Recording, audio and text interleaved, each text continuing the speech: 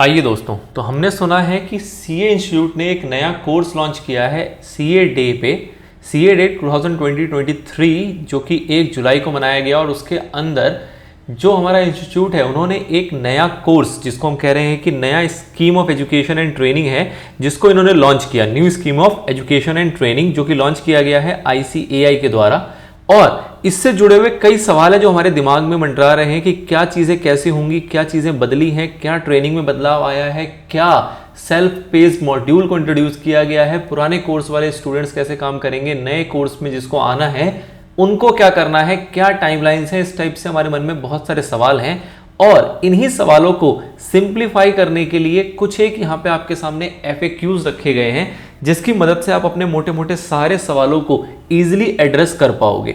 तो हम 1 बाय 1 इन सारे FAQs को समझेंगे और पूरी तरीके से जब हमारे सारे FAQs खत्म हो जाएंगे तो आपको पता लगेगा कि मोटे मोटे तौर पे क्या बदलाव आए हुए हैं। हम किसी भी सब्जेक्ट के अंदर नहीं जाने वाले, बट टू एन एक्सटेंट ऊपर से जितना आपको पता होना चाहिए those who are in a CA course, और वो लोग जो कि एक नॉलेज के रूप से इसको समझना चाहते हैं, जानना चाहते हैं कि क्या कुछ बदलाव आए हैं, क्या कुछ नई चीजें इंट्रोड्यूस की गई हैं, क्या एक सब्जेक्ट लाए गए हैं, क्या एक सब्जेक्ट हटाए गए हैं, किस तरीके से ट्रेनिंग वगैरह के स्कीम को रखा गया है, किस तरीके से सेल्फ पेस्ड मॉड्यूल टाइप की टर्मिनोलॉजी और टाइप के कॉन्सेप्ट को इंट्रोड्यूस किया गया इसके अंदर। तो इस टाइप की हम सारी बातों को समझेंगे इन अ सीक्वेंस मैनर, सिक्वेंशली इन सारी बातों के ऊपर हम चर्चा करेंगे। ये बिल्कुल ऑथेंटिक डॉक्यूमेंट है, आप सीए की वेबसाइट पे जाके इसको ले सकते हैं, सर्च कर सकते हैं, उसके थ्रू आप स्टडी कर सकते हैं। कुछ 25 पेजेस की बुकलेट है जिसके अंदर लगभग 50-60 क्वेश्चंस के फॉर्म में आपको पूरी स्कीम को 50-60 क्वेश्चंस की फॉर्म में आपके सामने रख दिया गया है और उसके बाद मुझे नहीं लगता कोई क्वेरी हमारी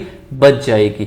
तो इसी को स्टार्ट कर रहे हैं, इन छोटे छोटे पार्ट्स में हम इसकी बात करेंगे और उसके बाद एट द लास्ट हम इसको कंपाइल करते हुए आपके सामने रख देंगे। आप अपनी श्रद्धा के अनुसार, अपने क्वेरीज के अनुसार, अपने पॉइंट के अनुसार इसको सर्च करके गो थ्रू कर सकते हैं। ठीक है, तो सबसे पहला पार्ट आता है कि सर ये जो न्यू स्कीम है ये कब लॉन्च किया गया। तो जैसा कि मैंने बताया सीए डे पे इसको लॉन्च किया गया है 1 जुलाई 2023। सीए डे पे 1 जुलाई 2023 में इसको लॉन्च कर दिया गया। नाउ जब इसको लॉन्च किया गया तो जब भी कोई नया स्कीम या नया सिलेबस इंट्रोड्यूस किया जाता है तो हमें उसका ट्रांजिशन सिस्टम पता होना चाहिए, मतलब कि पुराना वाला कैसे कैसे रहेगा और नया वाला कैसे कैसे उसकी जगह पे आ जाएगा, क्या डेट्स होंगे जो रेलेवेंट है, जो कि हमें पता होने चाहिए। ठीक है, तो कुछ एक 10 यहां पे डेट्स या अटेम्प्ट्स आपको दिए गए हैं जो कि 1 बाय 1 आपको बताए जाएंगे। सबसे पहला है क्या कि जो पुराने स्कीम वाले लोग हैं, मतलब कि रजिस्ट्रेशन अगर किसी को पुराने स्कीम में लेना है तो उसकी लास्ट डेट क्या है, उसकी लास्ट डेट थी, है नहीं, उसकी last date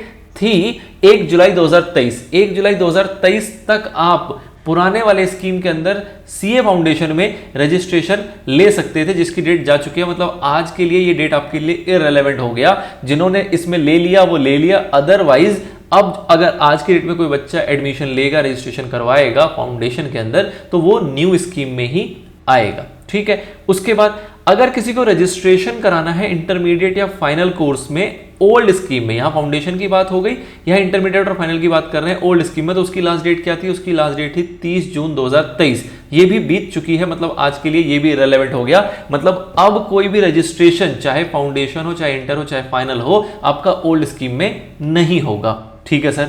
now date of commencement of registration and conversion in foundation scheme under new scheme.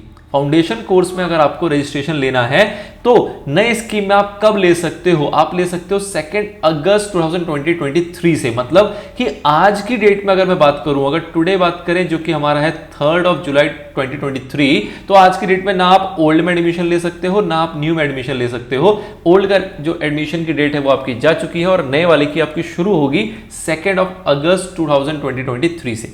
ठीक है, तो किसी को नए में लेना है या फिर अगर किसी ने पुराने में लिया उसको कन्वर्ट कराना नए के अंदर, तो कह सकते हैं कि नई की शुरुआत होगी 2 अगस्त 2023 से आपकी फाउंडेशन की। ठीक है सर। बात करें अगर हम इंटर और फाइनल कोर्सेज की, तो ये कब से शुरुआत होगी, तो इसकी शुरुआत आपकी हो चुकी है 1 जुलाई 2023 से। मतलब कि आज की अगर अगेन बात करें तो आज आप इंटर में एडमिशन चाहे तो ले सकते हैं। अगर आपका फाउंडेशन क्लियर है और आप एडमिशन लेना चाहते हैं तो आज की डेट में जब आप एडमिशन लेंगे तो आप किस में लेंगे, आप न्यू में ही लेंगे। पुराने में लेने का ऑप्शन आपका जा चुका, 30 जून पे वो डेट एक्सपायर हो गई है। 1 जुलाई से जो भी बच्चा नए कोर्स में एडमिशन लेगा, मतलब जो भी बच्चा इंटर या फाइनल में एडमिशन लेगा, वो नए कोर्स में ही पॉसिबल है, पुराने में पॉसिबल नहीं है। जिन्होंने ऑलरेडी रजिस्ट्रेशन लिया हुआ है वो कन्वर्जन कर सकते हैं आज की डेट में एंड आज के ऑनवर्ड, मतलब 1 जुलाई 2023 के ऑनवर्ड। तो एज ऑन डेट ये आपका डेट जो है वो एक्टिव हो चुका है। नाउ फाउंडेशन एग्जाम जो पहला होगा नई स्कीम का वो कब होगा? तो जून 2024 का जो अटेम्प्ट होगा, मतलब कि लास्ट जो एग्जाम होने वाला है ओल्ड स्कीम में वो होगा आपका दिसंबर 2023 में। उसके बाद का जो अटेम्प्ट है वो नई स्कीम का ही बच जाएगा। ऐसे ही जो फर्स्ट होगा इंटरमीडिएट या फाइनल का वो कब होगा? वो होगा मई 24 में। मई 24 का मतलब क्या हुआ कि जो नवंबर 23 है वो आपका पुराने वाले का लास्ट है, पुराने स्कीम का लास्ट है। वो जस्ट आपके आगे दिया हुआ है कि जो फाउंडेशन की आपकी ओल्ड स्कीम के अंदर जो लास्ट है वो कौन सा अटेम्प्ट है आपका? दिसंबर 23 का। दिसंबर 23 में आपने दे दिया, जिन्होंने भी पुराना रजिस्ट्रेशन लिया वो दिसंबर 23 में देंगे। इसके बाद आप या तो नए में एडमिशन कराएंगे तो जून 24 में आप नए में देंगे, या फिर अगर आपने ओल्ड में रजिस्ट्रेशन किया हुआ है और बाय एनी चांस अगर आप क्लियर नहीं कर पाते हैं इस अटेम्प्ट में तो आपको अगला अटेम्प्ट नए स्कीम का ही देना है। सेम इंटर और फाइनल की बात करें तो नवंबर 23 आपका लास्ट अटेम्प्ट है। इसको देने के बाद अगर आपने क्लियर कर लिया बहुत अच्छा, आपको बहुत सारी कॉन्ग्रेचुलेशंस। बट इन केस अगर नहीं कर पाते हैं तो आपको नए स्कीम में ही मई 24 में आपको अटेम्प्ट करना पड़ेगा, एग्जाम देना पड़ेगा। ठीक है सर, आगे बताइए, आगे बढ़ते हैं। इसके बाद जो नेक्स्ट आपकी डेट है वो है आपकी ट्रेनिंग की। तो प्रैक्टिकल ट्रेनिंग जो होती है वो पहले होती थी 3 साल की, अब उसको कर दिया गया है 2 साल का। उसके बारे में हम डिटेल में आगे चल के बात करेंगे। बट फिलहाल यहां पे यही बात की जा रही है कि अगर किसी ने 30 जून से पहले पहले ट्रेनिंग स्टार्ट कर ली है तब तो उसको 3 साल की ट्रेनिंग कंप्लीट करनी है। 3 इयर्स की प्रैक्टिकल ट्रेनिंग जो पहले हुआ करती थी, अगर 30 जून से पहले पहले आपने कर लिया है तो ये उसकी लास्ट डेट थी। बट अगर मैं बात करूं आज की, मतलब 1 जुलाई 2023 के बाद अगर कोई ट्रेनिंग स्टार्ट करेगा, अगर उसकी स्टार्टिंग 1 जुलाई 2023 के बाद हो रही है या फिर जैसे आज हो रही है, तो उसके लिए पुरानी ट्रेनिंग सिस्टम का कोई कॉन्सेप्ट बच नहीं जाता है। उसको नई प्रैक्टिकल ट्रेनिंग के हिसाब से ही ट्रेनिंग लेनी है, जो कि 2 साल की अनइंटरप्टेड प्रैक्टिकल ट्रेनिंग के नाम से यहां पे लॉन्च की गई है। क्या होती है इसके बारे में हम डिटेल में चर्चा करेंगे आगे, कोई टेंशन वाली बात नहीं। फिलहाल हम डेट्स को समझ रहे हैं। नाउ अब अगर किसी भी बच्चे को इसके अंदर एडमिशन लेना है, इसके अंदर बेसिकली रजिस्ट्रेशन कराना है या फिर इसके अंदर अगर घुसना है तो वो कैसे घुस सकता है? तो वो घुसने के लिए आपके पास एक पोर्टल हुआ करता है जिसको हम कहते हैं SSP portal, self service portal. इस पोर्टल पे आप जाएंगे, इस पोर्टल पे जाके आप फाउंडेशन हो चाहे इंटर हो चाहे फाइनल हो, कोई भी लेवल हो, उसका आप रजिस्ट्रेशन पा सकते हैं, रजिस्ट्रेशन ले सकते हैं। इसके साथ साथ आपको कोई ट्रेनिंग वगैरह या कोई भी आपकी समस्या है, उन सारी समस्याओं के लिए आपके लिए एक पोर्टल प्रोवाइड किया गया इंस्टीट्यूट के द्वारा, सेल्फ सर्विस पोर्टल। ये इस स्कीम के साथ नहीं आया, ये पोर्टल पहले भी था बट इस स्कीम को इसी पोर्टल के साथ इंटीग्रेट किया गया है। नाउ स्ट्रक्चर क्या है सर इस कोर्स के अंदर? तो इस कोर्स का स्ट्रक्चर क्या कुछ चेंज हुआ है? काफी हद तक तो सेम है सर। पहले भी फाउंडेशन हुआ करता था, अभी भी फाउंडेशन है। पहले भी इंटरमीडिएट था, अभी भी इंटरमीडिएट है।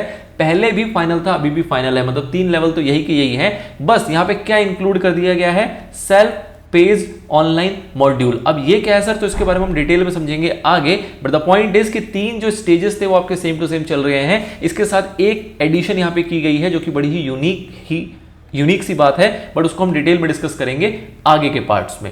ठीक है sir. Last but not the least, अगर हमारी कोई भी समस्या कोई भी परेशानी रह जाती है और हमें इसके बारे में अगर इंस्टीट्यूट से ओपिनियन लेना हो, इंस्टीट्यूट से जानना हो, तो हम क्या कर सकते हैं? हमारे पास एक मेल आईडी दी हुई है जिसमें हम लिख सकते हैं अपनी सारी समस्याओं को और आपको उसका जवाब उनके द्वारा प्राप्त हो जाएगा। क्या हुआ मेल आईडी है? मेल आईडी है आपकी bos.studies.nset@icai.in। तो कोई भी आपकी क्वेरी हो, नए स्कीम से रिलेटेड, पुराने स्कीम से रिलेटेड, किसी भी प्रकार की कोई भी क्वेरी हो एकेडमिक पर्पस की, तो आप यहां पे लिख सकते हैं, आपको उसका सॉल्यूशन प्रोवाइड करवाया जाएगा।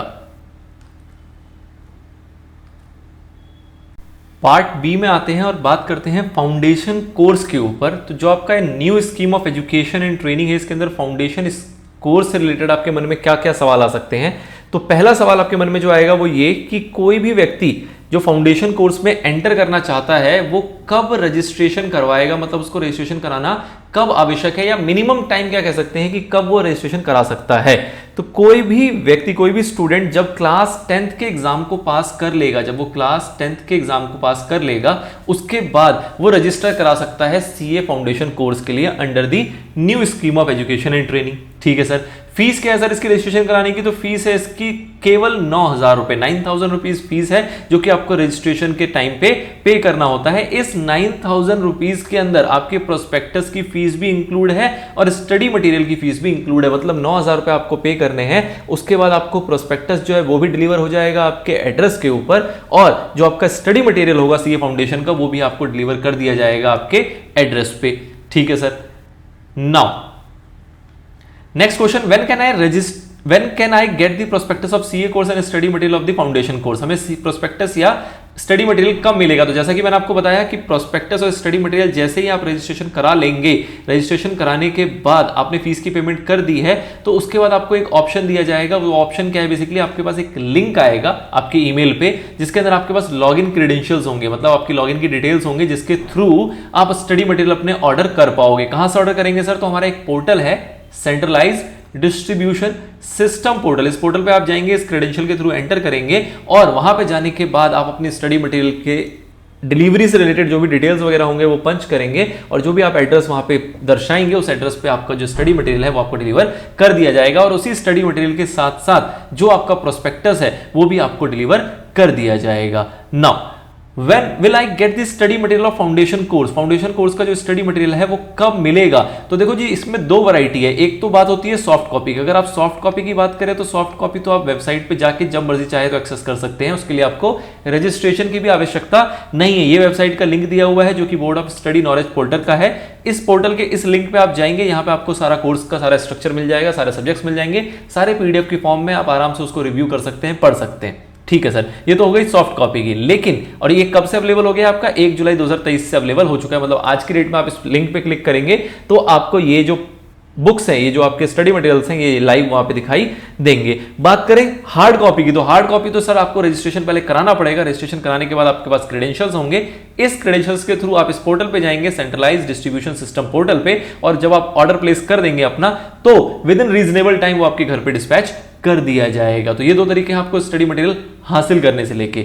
Now I have already registered in foundation course after passing the 10th examination. आपने 10वीं कक्षा पास कर ली है, आपने फाउंडेशन में रजिस्ट्रेशन करा लिया है और अभी आप आ गए हैं क्लास 11th के अंदर, तो आप फाउंडेशन का एग्जाम कब दे पाएंगे इस न्यू स्कीम के तहत? तो देखो जी बड़ी सिंपल सी बात है कि आपसे कहा गया कि 10th पास करने के बाद, 10th को पास करने के बाद आप रजिस्टर कर सकते हो, लेकिन एग्जाम में बैठने के लिए, सीए फाउंडेशन के एग्जाम में बैठने के लिए आपको पहले 12th के एग्जाम में बैठना जरूरी है, अनिवार्य है। मतलब कि वो बच्चा जिसने 12th के एग्जाम में सिट हो गया, बैठ चुका है, 12th के एग्जाम में अपीयर हो चुका है, वो बच्चा जो है वो सीए फाउंडेशन का एग्जाम दे पाएगा। अब जनरली 12th के जो एग्जाम होते हैं वो आपके होते हैं फेब मार्च में। अगर फेब मार्च में आपके 12th के एग्जाम होते हैं, मतलब इसके बाद का जो अटेम्प्ट होगा, जो कि होगा कब? जून में। इस जून के अटेम्प्ट में आप फाउंडेशन का अटेम्प्ट दे सकते हैं, मतलब एग्जाम में अपीयर हो सकते हैं। ठीक है, तो अब ये बच्चा कह रहा है क्या कि ये भी क्लास 11th में है। अगर आज की डेट में बात करूं, आज के टाइम में अगर कोई क्लास 11th में है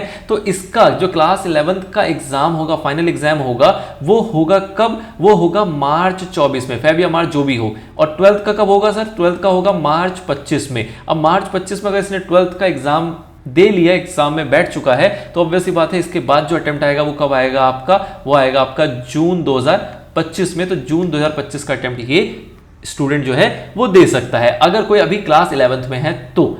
अगर इसी की बात करें, अगर कोई अभी क्लास 12th में है तो उस केस में क्या होगा? तो अगर कोई क्लास 12th में, जो कि आपका अगला सवाल है कि आज की डेट में अगर कोई क्लास 12th में है तो उस केस में क्या होगा? तो क्लास 12th में अगर कोई है तो उसका जो बोर्ड का एग्जाम होगा, जो 12th का एग्जाम होगा, वो कब होगा? वो होगा मार्च 24 में। एंड सेम पैटर्न पे वो जून 24 का जो एग्जाम है उसमें अपीयर हो सकता है। जून 24 के एग्जाम में वो सीए फाउंडेशन के एग्जाम में बैठ सकता है। ठीक है sir. Now when can I register in foundation course to become eligible for June and December foundation exam? अब आपको अगर जून या दिसंबर के एग्जाम में अपीयर होना है तो उसके लिए आपको रजिस्टर कब कराना पड़ेगा? तो रजिस्ट्रेशन के लिए यहाँ पे सिंपल सा फंडा बताया गया है कि भैया 4 महीने का गैप होना चाहिए। 4 महीने का गैप का मतलब क्या है कि अगर आपको जून के अटेम्प्ट में देना है, किसी भी साल का आपको अगर जून का अटेम्प्ट देना है, तो ऑब्वियस सी बात है आपको उस केस में रजिस्ट्रेशन कब कराना पड़ेगा? 1 फेब से पहले।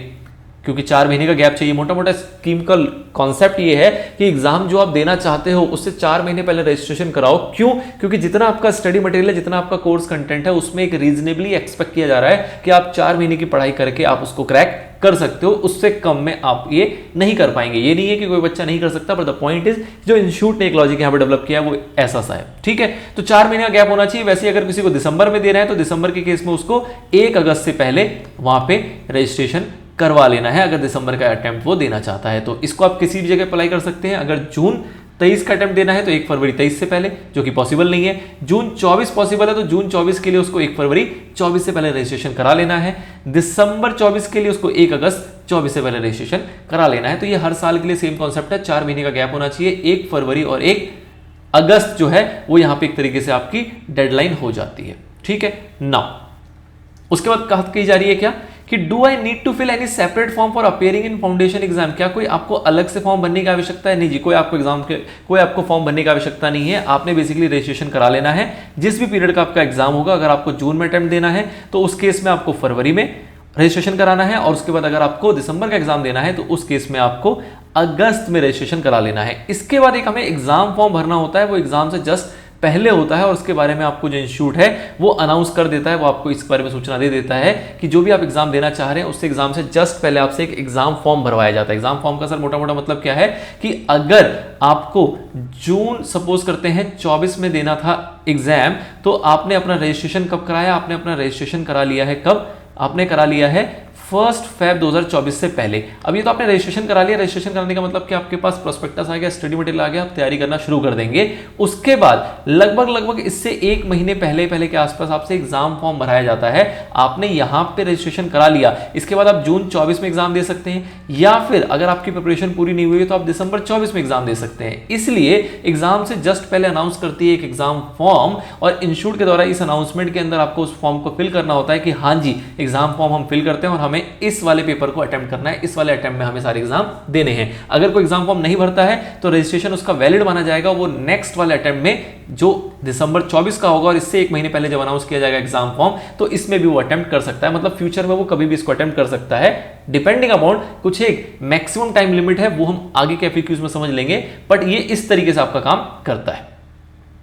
कुछ बचे हुए सवाल और रह जाते हैं हमारे फाउंडेशन कोर्स रिलेटेड। उन सवालों में सबसे पहला सवाल है कि कौन कौन से पेपर हैं जो कि नए स्कीम के अंदर रखे गए हैं। आपके पास फाउंडेशन में कितने पेपर हैं जो आपको देने हैं? तो कुल मिला के आपके पास 4 पेपर हैं जो कि मोर और लेस सेम है। पुराने स्कीम में भी यही 4 पेपर हुआ करते थे, लेकिन थोड़ा बहुत उसके अंदर उसके एग्जाम के पैटर्न में और तरीकों में बदलाव किया गया है। तो 4 पेपर कौन कौन से सीए फाउंडेशन स्कीम के अंदर? तो पहला पेपर 1 अकाउंटिंग का जो कि 100 मार्क्स का होगा। दूसरा है पेपर 2 बिजनेस लॉ का जो कि 100 मार्क्स का होगा। ये अकाउंटिंग जो मोटा मोटा आपसे 12th क्लास तक की अकाउंटिंग के इसके अंदर चैप्टर्स पूछे जाते हैं। बिजनेस लॉ के अंदर आपको मोटे मोटे जो लॉज हैं जो बिजनेस से रिलेटेड है, जैसे कॉन्ट्रैक्ट एक्ट हो गया, नेगोशिएबल इंस्ट्रूमेंट एक्ट हो गया, इस टाइप के जो लॉज है वो यहाँ पे पूछे जाते हैं। नेक्स्ट आपका क्वांटिटेटिव एप्टीट्यूड जो कि 100 मार्क्स का, इसको 3 सेगमेंट में डिवाइड किया गया है। पहला है बिजनेस मैथमेटिक्स, दूसरा है लॉजिकल रीजनिंग और तीसरा है स्टैटिस्टिक्स, और अगला है पेपर 4 जो कि है बिजनेस इकोनॉमिक्स का 100 मार्क्स का। तो इस तरीके से आपके पास 4 पेपर है, 400 नंबर का आपका एग्जाम है जो कि आपको अटेम्प्ट करना है नए स्कीम के अंदर भी। ठीक है, तो पेपर के अंदर आप कह सकते हैं कि बहुत ज्यादा कुछ चेंजेस देखने को नहीं मिल रहा है, इसी तरीके से पहले भी हुआ करते थे। नाउ सिलेबस की बात करें तो सर इनका सिलेबस हमें कहां देखने को मिलेगा? सिलेबस का मतलब कि इस अकाउंटिंग के पेपर में क्या क्या चीजें हैं ये हम कहां देख सकते हैं, लॉ में क्या क्या चीजें कहां दे सकते हैं। तो जैसा कि मैंने आपको बताया कि एक तो तरीका ये है कि आपको हार्ड कॉपी में स्टडी मटेरियल चाहिए, उसके लिए आपको पहले रजिस्ट्रेशन कराना पड़ेगा। बट अगर आप पहले से जांचना चाहते हैं, भापना चाहते हैं कि क्या कुछ आपको पढ़ना है और क्या कुछ आप करने योग्य हैं कि नहीं, तो उसके लिए आप इसके स्टडी मटेरियल को रिव्यू कर सकते हैं। आपकी वेबसाइट है यहाँ पे ICI की, जहां पे आपको स्टडी मटेरियल सॉफ्ट कॉपी में PDF फॉर्म में अवेलेबल कराए गए हैं। लिंक आपके सामने है, इस पे आप जाएंगे तो आप सारे स्टडी मटेरियल जो है वो PDF फॉर्मेट में एक्सेस कर सकते हैं, उसको पढ़ सकते हैं। ठीक है, अगला जो फाउंडेशन का एग्जाम है वो कब कब होता है? तो सर ये साल में 2 बार होता है। पहले भी ऐसा ही होता था, साल में 2 बार ही होता था, ट्वाइस इन अ ईयर। एक होता है आपका जून 2024 में जो कि आने वाले टाइम में आएगा, और उसका अगला होगा आपका दिसंबर 2024 में। मतलब हर साल 2 बार एग्जाम कंडक्ट कराया जाता है। एक कराया जाता है जून में, एक कराया जाता है दिसंबर में। जून के लिए आपको 1 फरवरी से पहले रजिस्ट्रेशन लेना है और दिसंबर के लिए आपको 1 अगस्त से पहले रजिस्ट्रेशन करवाना होता है। ठीक है सर, क्या जो ये एग्जाम है फाउंडेशन के, ये क्या सारे के सारे सब्जेक्टिव है या कुछ ऑब्जेक्टिव है या क्या झोल है यहाँ पे? तो आपसे कहा जा रहा है क्या कि जो पेपर 1 है आपका अकाउंट्स का और पेपर 2 जो है वो है आपका लॉ का, इन दोनों को पेपर को बनाया गया है सब्जेक्टिव टाइप, मतलब यहाँ पे आपको डिटेल में आंसर लिखनी है। लेकिन जो पेपर 3 और पेपर 4 है, जिसको आप कह सकते हो कि आपका math reasoning, business math reasoning and stats, और 4 है आपका बिजनेस इकोनॉमिक्स, तो ये दोनों के दोनों जो है ये ऑब्जेक्टिव टाइप है। मतलब यहाँ पे आपको एमसीक्यू फॉर्म में या मतलब ऑब्जेक्टिव फॉर्म में आपसे सवाल पूछे जाएंगे और आपको उसका आंसर देना होगा। लेकिन जो पेपर 1 और 2 है ये पूरा सब्जेक्टिव है, यहाँ पे आपको डिटेल में आंसरिंग करके चलनी होती है। सर जो ऑब्जेक्टिव है, तो हमने सुना है ऑब्जेक्टिव में नेगेटिव मार्किंग होती है, तो क्या ऐसा है यहाँ पे? बिल्कुल ऐसा है। यहाँ पे आपने अगर एक भी सवाल का गलत जवाब दिया है तो यहाँ पे नेगेटिव मार्किंग होगी 0.25, मतलब कि अगर 4 आपके सवाल गलत हो गए तो आपका 1 नंबर कट जाएगा। 0.25 की यहाँ पे नेगेटिव मार्किंग आपकी होके चलेगी हर एक रॉन्ग आंसर के लिए। और ये सिर्फ और सिर्फ कहां पर है? ऑब्जेक्टिव पेपर्स, मतलब पेपर 3 और 4 में ऐसा है। ठीक है sir, what is the passing criteria for foundation? Sir pass होने का क्राइटेरिया क्या है? एग्जाम तो इस तरीके से देना समझ में आ गया। पास होने के लिए अपने को क्या करना पड़ेगा? तो पासिंग क्राइटेरिया कहा गया आपसे क्या कि आपको हर एक पेपर में मिनिमम 40% मार्क्स लेके आने हैं और एग्रीगेट में आपका 50% मार्क्स होना चाहिए। सर इस बात को जरा डिटेल में समझाओ, इसमें बड़ी कंफ्यूजन रहती है। इसके अंदर बेसिकली मतलब क्या है कि सपोज कीजिए कि आपके अकाउंट्स में आते हैं 40 मार्क्स और आपके लॉ में आते हैं 60 मार्क्स, ठीक है, और बाकी जो दो सब्जेक्ट है उसमें 50-50 ही आते हैं आपके। तो आपने हर किसी सब्जेक्ट के अंदर 40 का थ्रेशोल्ड क्रॉस कर लिया, मतलब हर एक सब्जेक्ट में आपके 40 से ऊपर आ गए। और ओवरऑल की बात करें तो 50% मार्क्स आपका यहां पे हो रहा है, मतलब कि आपके 200 नंबर आए हैं 400 में से, तो 50% का थ्रेशोल्ड भी आपने क्वालिफाई कर लिया, तो आप इस केस में क्या माने जाओगे? पास माने जाओगे। बट सपोज किसी के यहां पे 40 तो आए हैं लेकिन यहां पे 58 ही आते, यहां पे 58 ही आते, तो उस केस में ओवरऑल ही 50% आपका नहीं बन पाएगा और वो बच्चा जो है वो फेल कहलाया जाएगा। तो कहने का मतलब क्या है कि आपकी जो मार्किंग है वो हर एक सब्जेक्ट में मिनिमम 40% मार्क्स लेके आना है और ओवरऑल जब मार्किंग देखी जाएगी तो आपका वो 50% से ऊपर होना चाहिए। ठीक है, ऐसा पहले भी हुआ करता था, बट वही चीज आपको यहां भी रखी गई है, मैंने मोटे तौर पर आपको उसको एक्सप्लेन कर दिया है। Now What is the validity period of students registration in the foundation scheme? Foundation scheme के अंदर जो आपने फाउंडेशन कोर्स में रजिस्ट्रेशन लिया है उसकी वैलिडिटी क्या है? वैलिडिटी का मतलब क्या हुआ कि सपोज कीजिए आपने 15 जनवरी को रजिस्ट्रेशन ले लिया, 15 जनवरी 2024 में। अब जब 15 जनवरी 2024 को आपने रजिस्ट्रेशन लिया तो आपने सोचा था कि जो आप अटेम्प्ट दोगे वो अटेम्प्ट दोगे कब तक? वो अटेम्प्ट दोगे आप जो आने वाला अटेम्प्ट होगा, मतलब जून 2024 का अटेम्प्ट आप देने वाले थे। किसी भी कारण से आप नहीं दे पाए और ये आपने कैरी फॉरवर्ड किया, आपने कहा इसका अगला देंगे दिसंबर वाला, फिर आपने कहा नहीं जून 25 का देंगे, इस तरीके से आप बढ़ाते गए। तो पॉइंट इज कि जो आपने रजिस्ट्रेशन लिया है ये क्या लाइफ टाइम वैलिड रहेगा? नहीं जी, बिल्कुल नहीं, लाइफ टाइम वैलिड नहीं रहेगा। इसकी एक वैलिडिटी पीरियड बताई गई है। कितनी बताई गई है? वैलिडिटी पीरियड है आपकी 4 ईयर्स। मतलब कि जो भी आपका एलिजिबल अटेम्प्ट था, मतलब जून 24 से लेके आपका जून 28 तक, मतलब जून 24 आपका पहला एलिजिबल अटेम्प्ट था जिसके अंदर आप चाहते तो एग्जाम दे सकते थे बट आपने नहीं दिया। तो ऐसे करके आप कितने अटेम्प्ट तक जा सकते हो? आप ऐसे 8 अटेम्प्ट जा पाओगे, क्योंकि 4 साल है, हर साल में 2 अटेम्प्ट होते हैं, तो आप 8 अटेम्प्ट तक जा सकते हो मैक्सिमम। एक बार आपका 8 अटेम्प्ट पूरा हो गया, अब इस 8 अटेम्प्ट पूरा होने में रीजन क्या क्या हो सकता है कि आपने कोई सा एग्जाम दिया ही नहीं तो भी आपका रजिस्ट्रेशन एक्सपायर माना जाएगा, या फिर आपने एग्जाम दिया आप क्वालिफाई नहीं कर पाए तो भी आपका रजिस्ट्रेशन एक्सपायर माना जाएगा, आपको दोबारा से रजिस्ट्रेशन कराना पड़ेगा। मतलब मैक्सिमम वैलिडिटी जो आपके रजिस्ट्रेशन की है फाउंडेशन की वो कितनी है? 4 साल। ठीक है, whether revalidation of registration is permitted at foundation level? क्या रीवैलिडेशन आपको परमिट है? रीवैलिडेशन का मतलब क्या हुआ कि आपकी वैलिडिटी एक्सपायर हो गई तो क्या आप उसको रीवैलिडेट करवा सकते हो? तो नहीं, रीवैलिडेशन जो है वो फाउंडेशन लेवल पे परमिटेड नहीं है। आगे इंटर और फाइनल पे है बट फिलहाल फाउंडेशन लेवल पे उसको परमिट नहीं किया गया है। एक बहुत सी बेसिक सी चीज है कि किसी बच्चे ने पहला एग्जाम देने के लिए रजिस्ट्रेशन कराया था और 4 साल तक उसको दे नहीं पाया या फिर दे रहा है और उसको क्लियर नहीं कर पा रहा है, तो it's better not to enter in this course. आप अपने जीवन में कुछ और इससे बेहतरीन भी कर सकते हैं, जरूरी नहीं है कि आप इसी कोर्स के पीछे पड़े रहें। तो दैट्स व्हाई यहां पे रीवैलिडेशन यहां पे परमिट नहीं किया गया है। कहां पे? फाउंडेशन लेवल पे। ठीक है, तो this is all about the basic FAQs जो कि फाउंडेशन को पर्टेन करते हैं। आई होप हमने सारे के सारे एड्रेस कर लिए होंगे। इसके अलावा भी कुछ सवाल अगर आपके बच जाते हैं तो आप मुझसे कमेंट सेक्शन में वो पूछ सकते हैं। New scheme of education and training for intermediate course. Intermediate course से रिलेटेड अगर बात करें तो नए स्कीम में जो आपका सीए का नया कोर्स है इसको किस तरीके से इंट्रोड्यूस किया गया है इंटरमीडिएट वालों के लिए। तो सेम 2 रूट है, आपको अगर रजिस्टर करना है इंटरमीडिएट कोर्स के लिए तो 2 रूट जैसे पहले हुआ करते थे वही 2 रूट अभी भी हैं। पहला रूट क्या है कि आप फाउंडेशन के थ्रू आएंगे, फाउंडेशन एग्जाम लिख के आएंगे, और उसको पास करने के बाद आप इंटर में रजिस्टर कर सकते हैं। और दूसरा है डायरेक्ट एंट्री रूट, थोड़ा सा इसको मॉडिफाई किया गया है, थोड़ा सा समझने वाली चीज है। डायरेक्ट एंट्री मोड के अंदर काफी सारे यहाँ प्रोविजंस को इंट्रोड्यूस किया गया है, बट है बड़ा इंटरेस्टिंग। तो फटाफट से इसको देख लेते हैं कि किस टाइप की जो समस्याएं या किस टाइप की दुविधाएं हैं जो आपके दिमाग में हो सकती हैं, जो कि हमने यहाँ पे डिस्कस किया हुआ है। तो सबसे पहला फाउंडेशन, दूसरा डायरेक्ट एंट्री। अब अगर किसी को फाउंडेशन रूट से आना है तो उसके लिए एलिजिबिलिटी क्राइटेरिया क्या होगा? तो जैसा कि आपने पीछे देखा कि फाउंडेशन तो वो स्टूडेंट भी दे सकता है जिसने 12th क्लास में अपीयर हुआ हो, 12th क्लास के एग्जाम में अपीयर हुआ हो, वो फाउंडेशन के एग्जाम में भी अपीयर हो सकता है, चाहे उसने 12th पास की हो या ना पास की हो। लेकिन जब आपको इंटरमीडिएट में रजिस्ट्रेशन की क्राइटेरिया दी जा रही है तो आपसे क्या कहा जा रहा है कि पहला, अगर ऐसा सीन था कि आपने 12th पास नहीं किया हुआ था तो आपका 12th का रिजल्ट आ गया हो और आपने उसको क्लियर कर लिया हो, पास कर लिया हो, और साथ ही में जो आपने फाउंडेशन का एग्जाम दिया ऑब्वियसली उसको भी क्लियर कर लिया हो। मतलब प्रोविजनल बेसिस पर आपने फाउंडेशन का एग्जाम तो दे लिया था, बट इंटर में आने से पहले आपको ये 12th और ये फाउंडेशन दोनों का दोनों क्लियर किया होना चाहिए, तब जाके ही आप इंटरमीडिएट में रजिस्ट्रेशन करवा पाएंगे। नाउ अब बात करें डायरेक्ट एंट्री, तो इंटरेस्टिंग यही है डायरेक्ट एंट्री वाला कि डायरेक्ट एंट्री से अगर किसी को आना है तो उसका एलिजिबिलिटी क्राइटेरिया क्या होगा। तो पहले कहा जाता था कि कोई भी ग्रेजुएट जो है वो आके रजिस्टर कर सकता है, अब थोड़ा सा भेदभाव कर दिया गया। भेदभाव कैसा है कि आपने ग्रेजुएशन करी हो या आपने पीजी किया हो। अगर आपने ग्रेजुएशन या पीजी किया है कॉमर्स से तो उस केस में आपसे कहा जा रहा है कि भैया आपके मिनिमम कितने मार्क्स होने चाहिए, 55% मार्क्स होने चाहिए, तो आप सीधा सीधा इंटर के लिए रजिस्टर कर सकते हो। बट अगर आपने जो ग्रेजुएशन या पोस्ट ग्रेजुएशन किया है वो अदर देन कॉमर्स है, या तो आपने आर्ट्स से किया है, साइंस से किया है, कोई भी फील्ड अदर देन कॉमर्स, तो उस केस में आपके इसके अंदर 55 के बदले 60% मार्क्स होने चाहिए। 60% मार्क्स अगर होंगे तभी जाके आप इंटरमीडिएट में आ सकते हो। ये तो हो गया ग्रेजुएशन और पीजी वालों के लिए। इसके अलावा जो हमारा इंस्टीट्यूट है वो टाई अप करके चलता है Institute of Company Secretaries of India और Institute of Cost Accountant of India.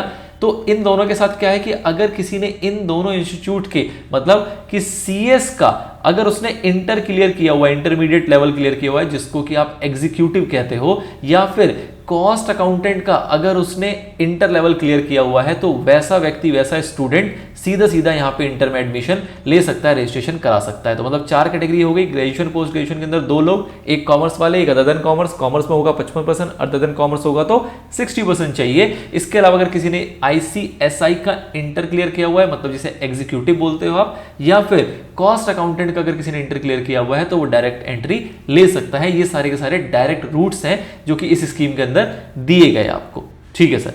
उसके बाद अब यहां पे कुछ केस बेस्ड स्टडीज, कुछ सवाल हैं आपके कि अगर अभी आप अपने लास्ट ईयर को परस्यू कर रहे हो तो आप सीए कोर्स को कैसे ज्वाइन कर सकते हो। तो यहां पे एक प्रोविजनल ऑप्शन दिया गया कि जिसने जो भी लास्ट ईयर में ग्रेजुएशन के, वो चाहे तो प्रोविजनल रजिस्ट्रेशन करा सकता है, लेकिन आप एग्जाम तभी दे पाओगे जब आपका ग्रेजुएशन कंप्लीट हो गया हो और ग्रेजुएशन के अंदर जो भी आपको मार्क्स का परसेंटेज बताया गया है, चाहे तो 55 चाहे तो 60, जिस भी कैटेगरी में आप आते हो, तो वो आपने अचीव कर लिया हो। अगर आपने ऐसा कर लिया तो आप इंटर का जो एग्जाम है वो दे पाओगे। साथ ही में जो प्रोविजनल रजिस्ट्रेशन आपने कराया है उसको एग्जाम देने तक में 8 महीने पूरे हो जाने चाहिए। बेसिकली जैसे कि 4 महीने का क्राइटेरिया बताया गया था किसमें, फाउंडेशन लेवल में, वैसे इंटर लेवल पे आपको 8 मंथ्स का क्राइटेरिया बताया जाता है कि आप रजिस्ट्रेशन जब कराएंगे उसके 8 महीने बाद एग्जाम होगा। मतलब कि आपका जो भी अटेम्प्ट है, सपोज कीजिए कोई मई का अटेम्प्ट देना चाहता है, मई 2024 का, तो उसके लिए उसको 1 सितंबर या उससे पहले रजिस्ट्रेशन कराना पड़ेगा। इसके बीच में 8 महीने का क्लियर गैप होना चाहिए। 8 मंथ्स का गैप आपके स्टडी के लिए यहाँ पे अनिवार्य है। ठीक है, तो कोई प्रोविजनल रजिस्ट्रेशन है तो करा सकता है, बट जब रिजल्ट आएगा तो आपका ये क्राइटेरिया पूरा होना चाहिए और आपके रजिस्ट्रेशन से एग्जाम के बीच में 8 मंथ्स का गैप भी पूरा होना चाहिए, तो आप इस वाले अटेम्प्ट में बैठ सकते हो, एग्जाम दे सकते हो। ठीक है सर। नाउ अगर ऐसा हो गया कि किसी का ग्रेजुएशन में ये मार्क्स नहीं आए तो उस केस में क्या होगा, उस केस में आपके पैसे मोटे तौर पे डूब गए, आप एग्जाम नहीं दे सकते हो। आप क्या कर सकते हो, तो आप पीजी के लिए अप्लाई कर सकते हो, पोस्ट ग्रेजुएशन कर सकते हो। सेम क्राइटेरिया वहां पे भी होगा कि अगर आपने ये परसेंटेज अचीव कर ली तो आप एग्जाम दे पाओगे, अगर नहीं करें तो आप नहीं दे पाओगे और बीच में 8 मंथ्स का गैप आपका होना चाहिए। ठीक है, तो नेक्स्ट सवाल है आपका कि किसी ने रजिस्ट्रेशन कराया प्रोविजनली और ग्रेजुएशन का जो रिजल्ट है वो अवेटेड है आपका, तो कब वो इंटरमीडिएट का एग्जाम दे पाएगा? तो सेम क्राइटेरिया, आपका एग्जाम का रिजल्ट आ जाए ग्रेजुएशन का, उसके अंदर आपके जो मिनिमम मार्क्स की क्राइटेरिया बताई गई है वो पूरी हो जाए, और जो आपने प्रोविजनल रजिस्ट्रेशन कराया था उस दिन से जो आपका अटेम्प्ट है, जब आपको एग्जाम देना है, उसके बीच में क्लियर 8 मंथ्स का गैप अगर है तो आप वो वाला एग्जाम दे पाएंगे, अदरवाइज आप उसके और अगले वाले के लिए आपको वेट करना पड़ेगा। ठीक है sir. Now I have secured requisite marks in graduation and I am pursuing post graduation, how can I join CA course? इनके पास जो है वो मार्क्स है यहाँ पे ग्रेजुएशन के अंदर इनके पास जितनी मार्क्स की रिक्वायरमेंट है वो इन्होंने सिक्योर किया हुआ है, तो इनको क्या करना है, ये सीधा जाके डायरेक्ट एंट्री बेस पे रजिस्ट्रेशन करा सकते हैं, और इंटरमीडिएट में आप जो इंटरमीडिएट का एग्जाम होगा उसमें आप अपीयर हो सकते हो, बस शर्त वही है कि जो आपने रजिस्ट्रेशन कराया है और जो आप एग्जाम में देना चाहते हो उसके बीच में 8 मंथ्स का आपका स्टडी पीरियड होना चाहिए। Now I have not secured requisite marks in graduation, अब इनके मार्क्स जो है ग्रेजुएशन में नहीं है लेकिन ये पीजी कर रहे हैं, I am pursuing for post graduation, ये कैसे आ सकते हैं? तो भैया सेम क्राइटेरिया इनके लिए भी है कि प्रोविजनल रजिस्ट्रेशन करा लो, जब पीजी का रिजल्ट आ जाएगा तब देखा जाएगा कि आपके अगर जो रिक्वायरमेंट थी परसेंटेज ऑफ मार्क्स की, अगर वो आपने सिक्योर कर लिया है और जो 8 मंथ्स का क्राइटेरिया है आपके स्टडी पीरियड का वो बीच में क्लियर मेंशन्ड है, क्लियरली अवेलेबल है, तो आप अटेम्प्ट दे पाओगे, अदरवाइज आप अटेम्प्ट जो है वो नहीं दे पाओगे। Now next question, I have registered provisionally for intermediate course through direct entry route, when will my registration get confirmed? कब आपका रजिस्ट्रेशन कंफर्म्ड होगा? तो जब आपके मार्क्स आ जाएंगे। मतलब क्या हुआ कि आपने प्रोविजनल रजिस्ट्रेशन तो कराया था लेकिन उसके बाद आपने जहां से भी आप ग्रेजुएशन या पोस्ट ग्रेजुएशन कर रहे थे वहां से आपके रिजल्ट को अनाउंस कर दिया गया। दो तरीके हैं यहाँ पे, या तो आप ग्रेजुएशन के थ्रू हो गए या तो आप पीजी के थ्रू हो गए। अगर आप ग्रेजुएशन के थ्रू थे तो ग्रेजुएशन का आपका रिजल्ट आया, उस रिजल्ट को आप सबमिट करोगे, अपने मार्कशीट को आप सबमिट करोगे, और मार्कशीट में अगर आपके जो परसेंटेज की रिक्वायरमेंट है उतने मार्क्स अगर आपके होंगे तो आपका जो रजिस्ट्रेशन है वो कंफर्म माना जाएगा। सेम पीजी के अंदर जो आपके मार्क्स है उसको आप सबमिट करोगे और जो भी परसेंटेज की रिक्वायरमेंट है वो अगर फुलफिल होती है तो आपका रजिस्ट्रेशन कंफर्म हो जाएगा। ये सबमिट करने का टाइमलाइन क्या है कि आपका जो मार्कशीट आ गई है उसके 6 महीने के अंदर आपको सबमिट कर देना है। मतलब रिजल्ट आपका डिक्लेयर हुआ उसके 6 महीने के अंदर आपको अपनी मार्कशीट जो है वो अपलोड कर देनी है, सबमिट कर देनी है, ताकि जो आपका प्रोविजनल रजिस्ट्रेशन है वो आपका कंफर्म हो जाए। ठीक है।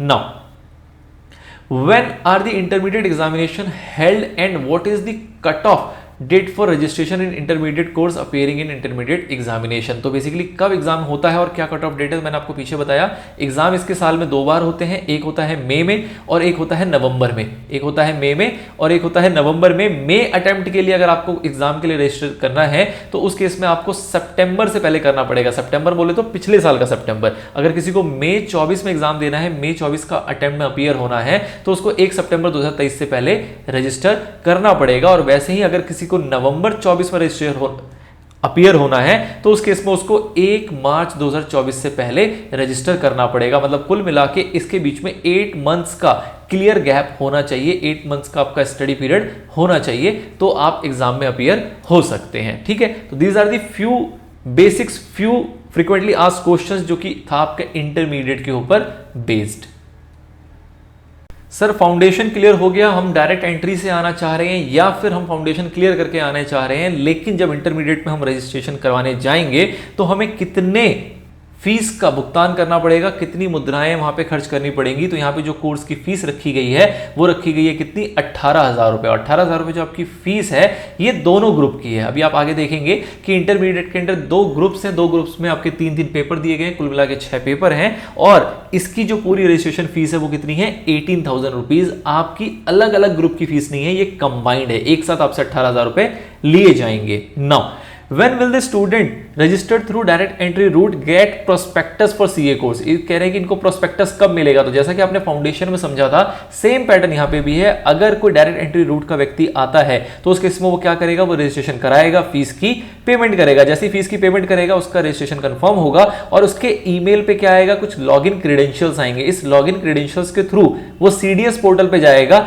और सीडीएस पोर्टल पे अपने स्टडी मटेरियल को ऑर्डर करेगा, अपने एड्रेस वगैरह पंच करेगा, उसके घर पे वो डिलीवर हो जाएगा। ये स्टडी मटेरियल जब आपको डिलीवर होगा उसी के साथ साथ आपको प्रोस्पेक्टस भी जो है वो सीए कोर्स का आपको डिलीवर हो जाएगा, आपके अनुसार, आपकी रिक्वायरमेंट के अकॉर्डिंगली। ठीक है। Now I wish to appear in one groups of the one of the groups of intermediate examination at a time can I register for one group of intermediate course। मतलब कि यहाँ पे आपको दोनों group की fees बताई गई है 18,000 रुपए। कोई व्यक्ति कहता है कि नहीं इतने पैसे नहीं है, हमें एक ग्रुप में रजिस्ट्रेशन कराना है, एक का एग्जाम देंगे फिर दूसरे में रजिस्टर कराएंगे, दूसरे का एग्जाम देंगे। ऐसा पुराने स्कीम में हुआ करता था, नए में इन्होंने बंद कर दिया। ये कह रहे हैं भाई साहब आपको रजिस्ट्रेशन तो एक साथ कराना पड़ेगा दोनों ग्रुप के अंदर, बट आप एग्जाम चाहो तो एक एक करके दे सकते हो। मतलब कि आप एक ग्रुप का एग्जाम पहले देना चाहो, एक ग्रुप का बाद में, that is possible, but you have to register for both the course simultaneously. एक साथ आपको रजिस्ट्रेशन कराना पड़ेगा और जो फीस है वो आपको एक साथ ही भरनी है यहाँ पे। नाउ नेक्स्ट आपका कि कितने पेपर्स हैं। सर पेपर्स देखो बहुत अच्छा कर दिया गया है, पहले के मुकाबले बहुत ही मस्त हो गया।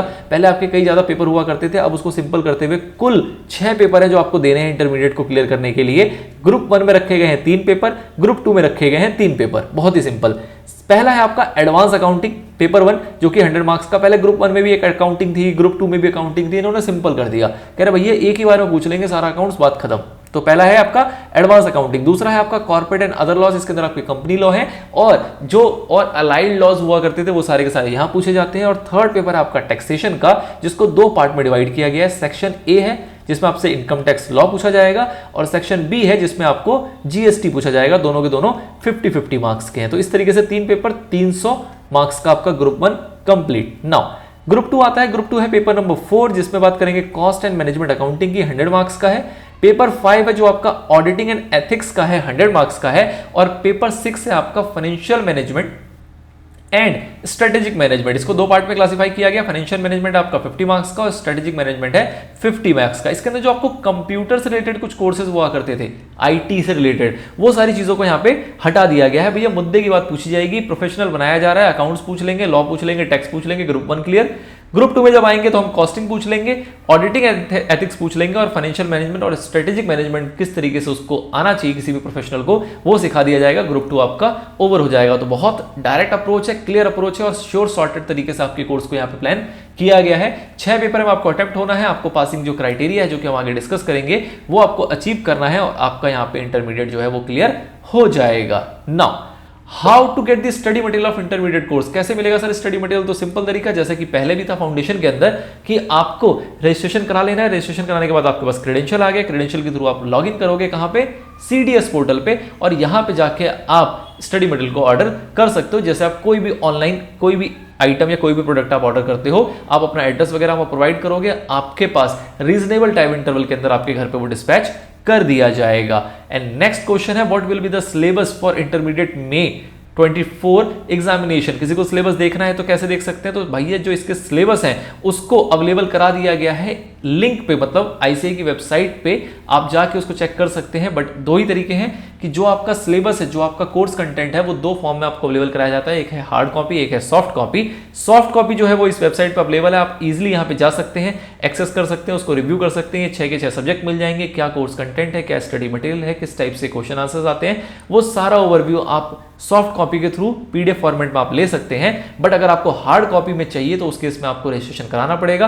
रजिस्ट्रेशन कराने के बाद आपके पास ऑप्शन होगा कि आप CDS पोर्टल के थ्रू जाके उसको एक्सेस कर सकते हैं, ऑनलाइन डिलीवर करके अपने घर पे मौजूद करा सकते हैं। तो आपके पास जो मटेरियल आएगा वो इन 2 माध्यम से पहुंचाया जाएगा।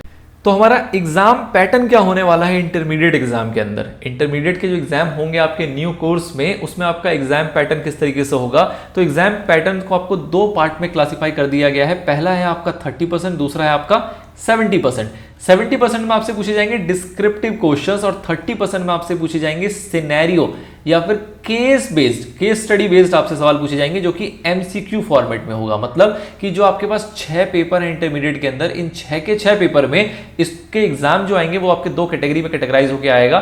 30% क्वेश्चंस जो होंगे, 30% वेटेज के जो क्वेश्चंस होंगे वो होंगे आपके MCQ मैनर में, जिसमें आपको केस स्टडी बेस्ड क्वेश्चंस पूछे जाएंगे, आपके सिनेरियो बेस्ड क्वेश्चन पूछे जाएंगे, सिचुएशन बेस्ड आपसे सवाल पूछे जाएंगे। और जो 70% है वो आपका होगा पूरा का पूरा डिस्क्रिप्टिव, जहां पे आपको डिटेल में अपनी आंसर को सबमिट करना रहेगा। नाउ अब जैसे कि हमने फाउंडेशन में देखा कि जहां पे एमसीक्यू था पेपर 3 और पेपर 4 में, तो वहां पे हमने देखा नेगेटिव मार्किंग का कॉन्सेप्ट था, क्या वो यहां पे भी है? तो नहीं जी, ऐसा बिल्कुल भी नहीं है। आप इंटरमीडिएट पे आ गए हैं, अब आपसे उम्मीद की जा रही है कि आप सही सुलझे हुए जवाब देंगे, आप तुक्केबाजी वगैरह नहीं करेंगे, इसलिए यहां पे नेगेटिव मार्किंग का कोई अप्रोच नहीं रखा गया है। जो भी आपके एमसीक्यू बेस्ड क्वेश्चंस होंगे उसमें कोई भी प्रकार की नेगेटिव मार्किंग नहीं की जाएगी। आपने जो सही किया वो सही करोगे, सही नंबर मिलेंगे, और जो गलत किया उसके नंबर आपके नहीं कटेंगे। Now what is the passing criteria in intermediate examination? ये बहुत इंपॉर्टेंट है, ये पहले जैसा ही है बट इसमें बड़ी कंफ्यूजन रहती है बच्चों को, तो इसको हम थोड़ा डिटेल में समझ लेते हैं कि पासिंग क्राइटेरिया क्या है, किस तरीके से आप एग्जाम में पास हो सकते हैं, कितने कितने यहाँ पे ऑप्शंस आपको दिए गए हैं। ठीक है, तो पहला ऑप्शन क्या कह रहा है कि अगर आप एक ग्रुप के लिए अटेम्प्ट करते हो, आपने एक ग्रुप दिया, सपोज आप ग्रुप 1 देने बैठे, ठीक है, अब आप ग्रुप 1 का एग्जाम देने गए तो इसके अंदर आपको 3 पेपर देने हैं। अब 3 पेपर में आपसे क्या कंडीशन कही जा रही है कि भैया हर एक पेपर में 40% मार्क्स ले आना और तीनों का मिला के आपका 50% मार्क्स होना चाहिए। मतलब कि 100 नंबर का पेपर है, हर एक पेपर में आपको मिनिमम टू मिनिमम 40 मार्क्स लेके आने हैं, और 3 पेपर है तो कुल हुआ 300 नंबर और 50% हुआ उसका 150 नंबर। मतलब तीनों सब्जेक्ट का मिला के जो टोटल होगा 1 2 3, इन तीनों का जो टोटल होगा वो 150 या फिर इससे ऊपर होना चाहिए। 50% मार्क्स मिनिमम वहां पे होना चाहिए। बट हर सब्जेक्ट की बात करें तो 40 में काम चल जाएगा। मतलब किसी में 40 है, किसी में 60 है तो चल जाएगा, किसी में 45 है, किसी में 55 है तो आपका चल जाएगा। किसी भी तरीके से 150 आपके पूरे हो जाने चाहिए। ये पहला क्राइटेरिया है। दूसरे क्राइटेरिया में कहा जा रहा है कि जब आप दोनों ग्रुप देते हो, तो दोनों ग्रुप जब आप देते हो तो इस केस में आपके पास कितने पेपर हो गए? इस केस में आपके पास 6 पेपर हो गए। अब दोनों ग्रुप अगर एक साथ देते हो, दोनों एग्जाम में आप एक साथ बैठते हो, तो इस केस में आपके पास 6 पेपर है। अब 6 पेपर में क्या क्राइटेरिया बताया गया? तो सेम अगेन कि एक पेपर में कितना लेके आना है? 40% मार्क्स। मतलब 6 के 6 पेपर में आपके 40% मार्क्स, तो मतलब मिनिमम 40 नंबर तो आपके आने ही चाहिए। और जब एग्रीगेट देखने जाएंगे तो 6 पेपर है तो यहाँ 600 नंबर हो गया, 50% कितना आएगा? 300 नंबर। तो मिनिमम 300 मार्क्स होने चाहिए इन 6 पेपर का मिला के। इंडिविजुअली देखें तो 40 से ऊपर होनी चाहिए, बट अगर तीनों को 6 के 6 पेपर को जोड़ के देखेंगे तो 50% का क्राइटेरिया फुलफिल होना चाहिए दोनों ग्रुप को मिला के। यहाँ पे क्योंकि दोनों ग्रुप है तो इसका एडवांटेज मिल जाता है कि सपोज कि पहले ग्रुप के 3 पेपर आपने दिए और तीनों में 40 40 40 था, तो अगर आप एक ग्रुप देते तो आप यहाँ पे फेल हो जाते। लेकिन आपने बोथ ग्रुप दिया हुआ है और आपके सेकंड ग्रुप में 60 है, 65 है, 80 आ गया किसी के अंदर, तो उस केस में आपके इस 80 है इन हाईएस्ट नंबर की वजह से आपका पूरा जो दोनों का दोनों ग्रुप है वो क्लियर हो जाएगा। ऐसे इंस्टेंसेस पहले भी देखे गए हैं। तो बोथ ग्रुप का एक एडवांटेज होता है कि अगर कोई भी साइड ग्रुप 1 या ग्रुप 2 में किसी भी साइड में आपका कोई सा सब्जेक्ट बहुत स्ट्रांग है तो उस स्ट्रांग का बेनिफिट आपके वीक सब्जेक्ट को मिल जाता है। तो दिस इज द क्राइटेरिया। ये पहले भी ऐसे ही हुआ करता था, वही क्राइटेरिया यहां पे भी रखा गया है। ठीक है, चलिए आगे बढ़ते हैं। ये आपका था passing criteria. Now next question क्या आता है आपके सामने? What is the criteria of securing exemption in papers in intermediate examination and subsequently passing of group? अब exemption के आपके पास क्या क्या क्राइटेरिया गए हैं, तो ये भी एक थोड़ी डिटेल से डिस्कशन है। exemption का क्या फंडा होता है? तो फंडा बेसिकली ये है कि अगर आपने सपोज कीजिए ग्रुप 1 दिया है तो ग्रुप 1 में आपके पास 3 पेपर थे, ठीक है। अब 3 पेपर जब आप देने बैठे तो 3 पेपर में आप 2 पेपर में फेल हो गए। एक में आपके 20 नंबर आया, लेट से एक में आपके 25 नंबर आए, लेकिन एक में आपका 62 आ गया। तो इस केस में आप ओवरऑल आपका ग्रुप तो क्लियर नहीं होगा, पूरा ग्रुप पास नहीं होगा, लेकिन इस पेपर में आपको क्या मिल जाएगा? एग्जम्पशन मिल जाएगा। क्यों? क्योंकि इसमें आपने 60% से अबव मार्क्स ले आए। मिनिमम 60 लाना होता है, 60 या 60 से अबव मार्क्स अगर आपने स्कोर कर लिया तो ये पेपर आपका एग्जाम्प्ट हो जाएगा। इस एग्जाम्प्ट का सर मतलब क्या है कि आप जब अगली बार इस ग्रुप का पेपर दोगे तो आपको सिर्फ ये 2 पेपर देने पड़ेंगे, इसको देने की आवश्यकता नहीं है। उसके अगली बार भी दोगे तो सिर्फ 2 देने पड़ेंगे, इसको देने की आवश्यकता नहीं है। उसके बाद भी दोगे तो सिर्फ 2 देने पड़ेंगे, उसकी देने की आवश्यकता नहीं है। ऐसा मौका आपको 3 अटेम्प्ट तक दिया जाता है। 3 सब्सिक्वेंट अटेम्प्ट तक आपका ये पेपर जो है वो एग्जाम्प्ट माना जाता है। और क्योंकि इसमें ज्यादा नंबर थे तो इसका बेनिफिट इन दोनों को भी मिलेगा। इन दोनों को कैसे मिलेगा कि किसी एक पेपर में लेट से आपने 3rd अटेम्प्ट दिया, इसमें तो 40 आया, इसमें 50 आया, तो ये टोटल तो 90 हो रहा है, बट इसमें 62 थे, इसके वजह से आपका ये तीनों पेपर क्या हो जाएगा? पास हो जाएगा। क्यों? क्योंकि मिनिमम 40 और एग्रीगेट में आपका 50 अबव हो रहा है। क्यों? क्योंकि ये एग्जेम्प्टेड था और इसका पेपर हमें देना भी नहीं पड़ा। तो इस टाइप का बेनिफिट कितने अटेम्प्ट में मिलता है आपको? अगले 3 अटेम्प्ट तक इस टाइप का बेनिफिट आपको मिलके चलता है। 3 अटेम्प्ट सर खत्म हो गए, अब क्या करें, अब क्या इसके पेपर दोबारा देना पड़ेगा? तो आपको यहाँ पे चॉइस दी गई है कि अगर आपने 3 अटेम्प्ट तक बाकी पेपर क्लियर नहीं कर पाए तो उस केस में जो आपका ये एग्जेम्प्टेड पेपर था इसमें आपके पास चॉइस है। क्या चॉइस है सर?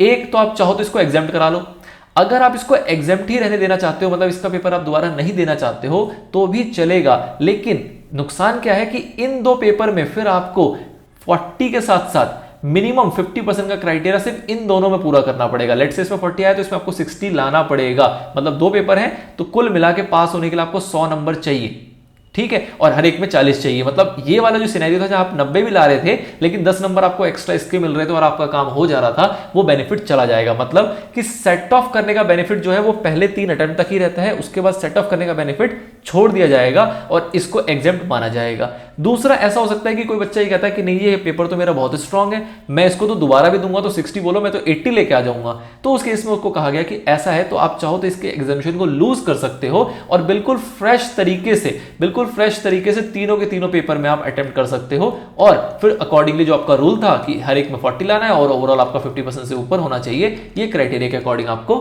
क्लियर करना पड़ेगा अपना एग्जाम, ठीक है। तो दोनों ऑप्शन दिया गया है कि किसी व्यक्ति को ऐसा लगता है कि इसमें फायदा है तो वो इस तरीके से चूज कर ले, उसमें फायदा तो उस तरीके से वो चूज कर ले, ठीक है। तो this is the whole concept regarding the examination. किसी भी पेपर में एग्जामिशन आएगा तो इंटरमीडिएट लेवल पे उसको इस तरीके से प्ले किया जाता है। लास्ट जो आपका सवाल है इंटरमीडिएट लेवल को लेके वो ये है कि सर इसकी वैलिडिटी कितने पीरियड तक रहेगी और क्या यहाँ पे रीवैलिडेशन का कोई कॉन्सेप्ट है क्या? जैसे कि हमने फाउंडेशन में देखा कि आपकी वैलिडिटी जो है वो 4 साल तक है और रीवैलिडेशन का कोई कॉन्सेप्ट नहीं है। इंटरमीडिएट में ऐसा नहीं है, इंटरमीडिएट में आपकी जो वैलिडिटी है वो 5 साल तक है। 5 साल का मतलब कि आप 10 अटेम्प्ट दे सकते हो, 10 अटेम्प्ट तक आपका जो रजिस्ट्रेशन है वो वैलिड रहेगा।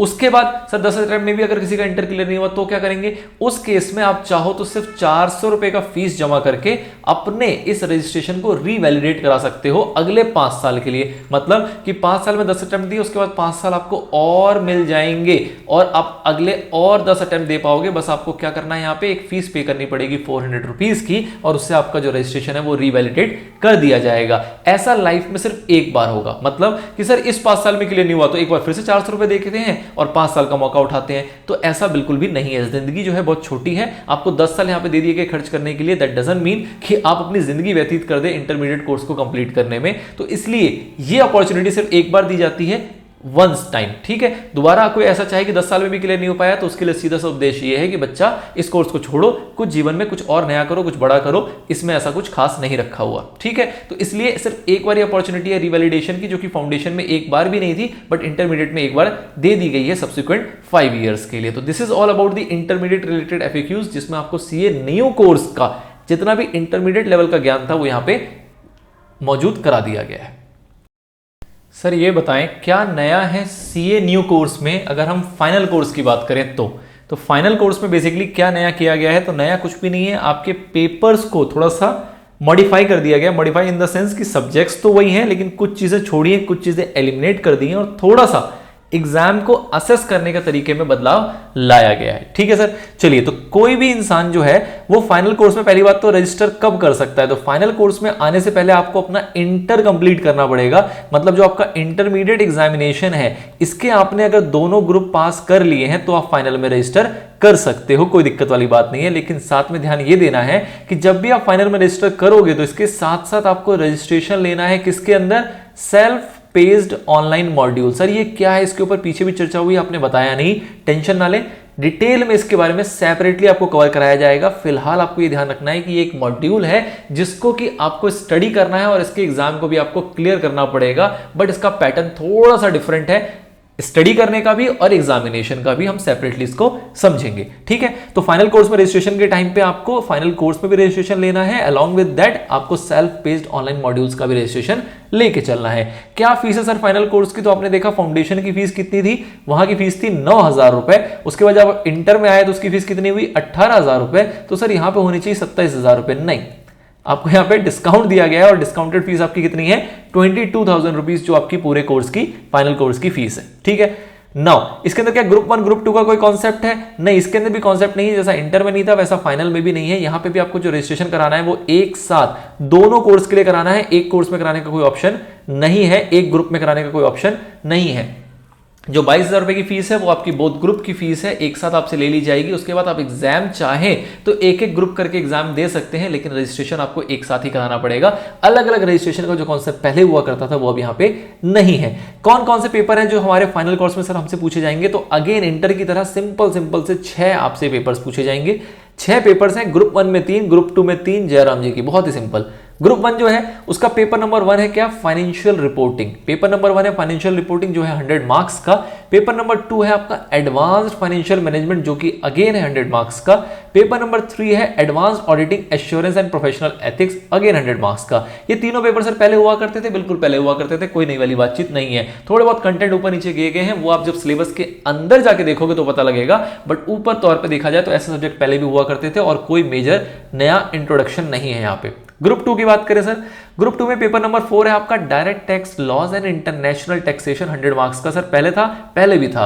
पेपर नंबर 5 आपका इनडायरेक्ट टैक्स लॉज, 100 मार्क्स का। सर पहले था? हाँ जी, ये भी पहले था। नेक्स्ट है आपका पेपर नंबर 6 जिसमें हम बात करेंगे इंटीग्रेटेड बिजनेस सॉल्यूशन की, 100 मार्क्स का। ये पहले नहीं था। ये चीज एक यहां पे नई इंट्रोड्यूस की गई जिसका पैटर्न भी थोड़ा सा यूनिक है। पैटर्न कैसे यूनिक है? ये multi disciplinary case study with strategic management है, मतलब कि यहां पे आपसे केस स्टडी बेस्ड क्वेश्चन पूछे जाएंगे। अच्छा सर, और क्या होगा? और यहां पे ये होगा कि ये जो आपके शुरू के 5 पेपर थे ना, ये तो आपका क्लोज्ड बुक एग्जामिनेशन है। मतलब क्या कि आपको एग्जाम हॉल में जाना है, आपको क्वेश्चन पेपर दिया जाएगा, आपको आंसर लिखना है। पेपर नंबर 6 के अंदर आपको दी जाएगी चुनौती और आपसे कहा जाएगा कि जाओ बच्चा अपने घर से अपनी किताबें लेके आना जब एग्जाम देने आओगे, और किताबें खोल के, किताबों को रेफर करके, किताबों से देख देख के, टीप टीप के आपको आंसर लिखना है और तब यहाँ पे पास होके दिखा रहा है। मतलब ये ओपन बुक एग्जामिनेशन है, ये केस स्टडी बेस्ड होगा और इसमें आपको किताब प्रोवाइड की जाएगी। आप जो मर्जी अपनी किताब ला सकते हैं, एग्जाम हॉल में ले जा सकते हैं और उसको रेफर करते हुए अपने आंसर को कंप्लीट कर सकते हैं। ठीक है सर। नाउ स्टडी मटेरियल कैसे मिलेगा फाइनल कोर्स का? तो जैसे इंटर का मिला था, कोई बड़ी बात नहीं है, आप रजिस्ट्रेशन कराओगे। रजिस्ट्रेशन कराने के बाद आपके ईमेल पे क्या आएगा? Login credentials. उस लॉगिन क्रेडेंशियल्स की मदद से आप कहां पे जाओगे? आप जाओगे सीडीएस पोर्टल पे, और सीडीएस पोर्टल पे जाने के बाद आप रजिस्ट्रेशन कर लोगे। आप रजिस्ट्रेशन जैसे ही करोगे, अपने एड्रेस वगैरह फिल करोगे और उस पर आप डिलीवरी के ऑप्शन पे जाके उसको डिस्पैच करा लोगे अपने एड्रेस पे। ठीक है। नाउ जब आप फाइनल कोर्स का स्टडी मटेरियल मंगाओगे तो साथ ही में आपको ध्यान रखना है कि आपको सेल्फ पेस्ड ऑनलाइन मॉड्यूल्स जो कि सेट ए और सेट बी है, इन दोनों सेट को आपको वहीं से ऑर्डर करना है, वहीं से आपको डिलीवर होगा आपके होम एड्रेस पे। ठीक है, तो इसका भी ऑप्शन वहीं रखा गया है, जहां से आपको फाइनल कोर्स का स्टडी मटेरियल मिलेगा, वहीं से आपको जो सेल्फ पेस्ड ऑनलाइन मॉड्यूल्स का मटेरियल है वो भी आपको वहीं से प्रोवाइड किया जाएगा। Even CDS portal is comprehensive for all level. कोई भी आपको मटेरियल चाहिए, कोई भी आपको स्टडी मटेरियल चाहिए, कुछ भी आपको परचेज करना है, तो वो सारा का सारा आप इस पोर्टल पे जाके कर सकते हैं। When can I appear for the final examination? Final examination में आप कब अपीयर हो सकते हो? This is the most relevant question कि फाइनल एग्जाम देने से पहले आपको क्या क्या चीजें कंप्लीट करनी है, इसके बगैर आप फाइनल एग्जाम में नहीं बैठ पाओगे। तो पहला क्या है कि आपने रजिस्ट्रेशन कर लिया हो फाइनल कोर्स के अंदर। बहुत नॉर्मल सी बात है, फाइनल कोर्स में रजिस्ट्रेशन करेंगे उसके बाद ही तो एग्जाम देने की बात आएगी। नेक्स्ट क्या है कि आपका जो प्रैक्टिकल ट्रेनिंग है वो 6 महीने का कंप्लीट हो गया हो before the first day of the month in which examination is to be held. मतलब कि अगर एग्जामिनेशन आपका मई में हो रहा है तो 1 मई से पहले 6 महीने आपके व्यतीत हो गए हो किसके? प्रैक्टिकल ट्रेनिंग के। तो उस केस में आप इस मई वाले एग्जाम में आप अटेम्प्ट कर सकते हो, अपीयर हो सकते हो, एग्जाम लिख सकते हो। तो उसके अंदर 6 मंथ की आपकी प्रैक्टिकल ट्रेनिंग हो जानी चाहिए। नेक्स्ट है कि आपने सक्सेसफुली कंप्लीट किया हो क्या? Advanced integrated course on information technology and soft skills, advanced ICITSS बोलते हैं बेसिकली। ये आपको कोर्स पहले भी कराए जाते थे, जिसके अंदर आपको कुछ कंप्यूटर की नॉलेज दी जाती है, इंफॉर्मेशन टेक्नोलॉजी की नॉलेज दी जाती है और कुछ आपको सॉफ्ट स्किल सिखाए जाते हैं। अलग अलग स्पीकर्स आपको उसके ऊपर ज्ञान देके जाते हैं। तो आपने ये कोर्स भी कंप्लीट कर लिया हो और इसके साथ साथ qualified all the 4 self paced online modules. Online modules हम देखेंगे क्या है ये, बट इसको भी आपने क्वालिफाई कर लिया हो। अगर ये चारों लेवल आपका क्लियर हो गया है, उसके बाद जाके ही आप फाइनल एग्जाम में अपीयर हो पाओगे। पहला रजिस्ट्रेशन फाइनल कोर्स में होगा ही होगा, 6 महीने की आपने ट्रेनिंग कंप्लीट कर ली हो, उसके बाद आपने ये जो कोर्स है आपका जिसको IT और सॉफ्ट स्किल्स से रिलेटेड है वो आपने कंप्लीट कर लिया हो, और जो भी आपके सेल्फ पेस्ड ऑनलाइन मॉड्यूल्स थे उसके चारों के चारों आपने क्वालिफाई कर लिए हैं। ये चारों चीज आपकी कंप्लीट हो जाएगी, तब जाके आप अपने फाइनल एग्जामिनेशन में अपीयर हो पाओगे इसको करने के बाद।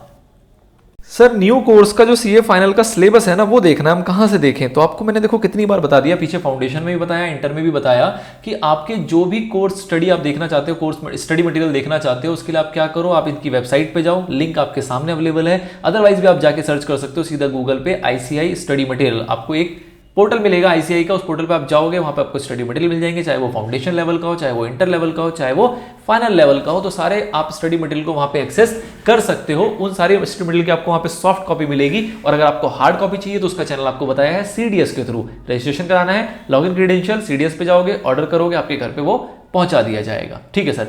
एग्जाम पैटर्न की बात करें सर, एग्जाम पैटर्न कैसा होगा, तो जैसा इंटर में था वैसा ही फाइनल में है, मतलब कि दो कैटेगरी में बांटा गया है। 30% वेटेज के जो क्वेश्चंस हैं वो होंगे आपके सिनेरियो बेस्ड, या आप कह सकते हो केस स्टडी बेस्ड, और जो 70% के क्वेश्चंस होंगे वो होंगे आपके डिस्क्रिप्टिव।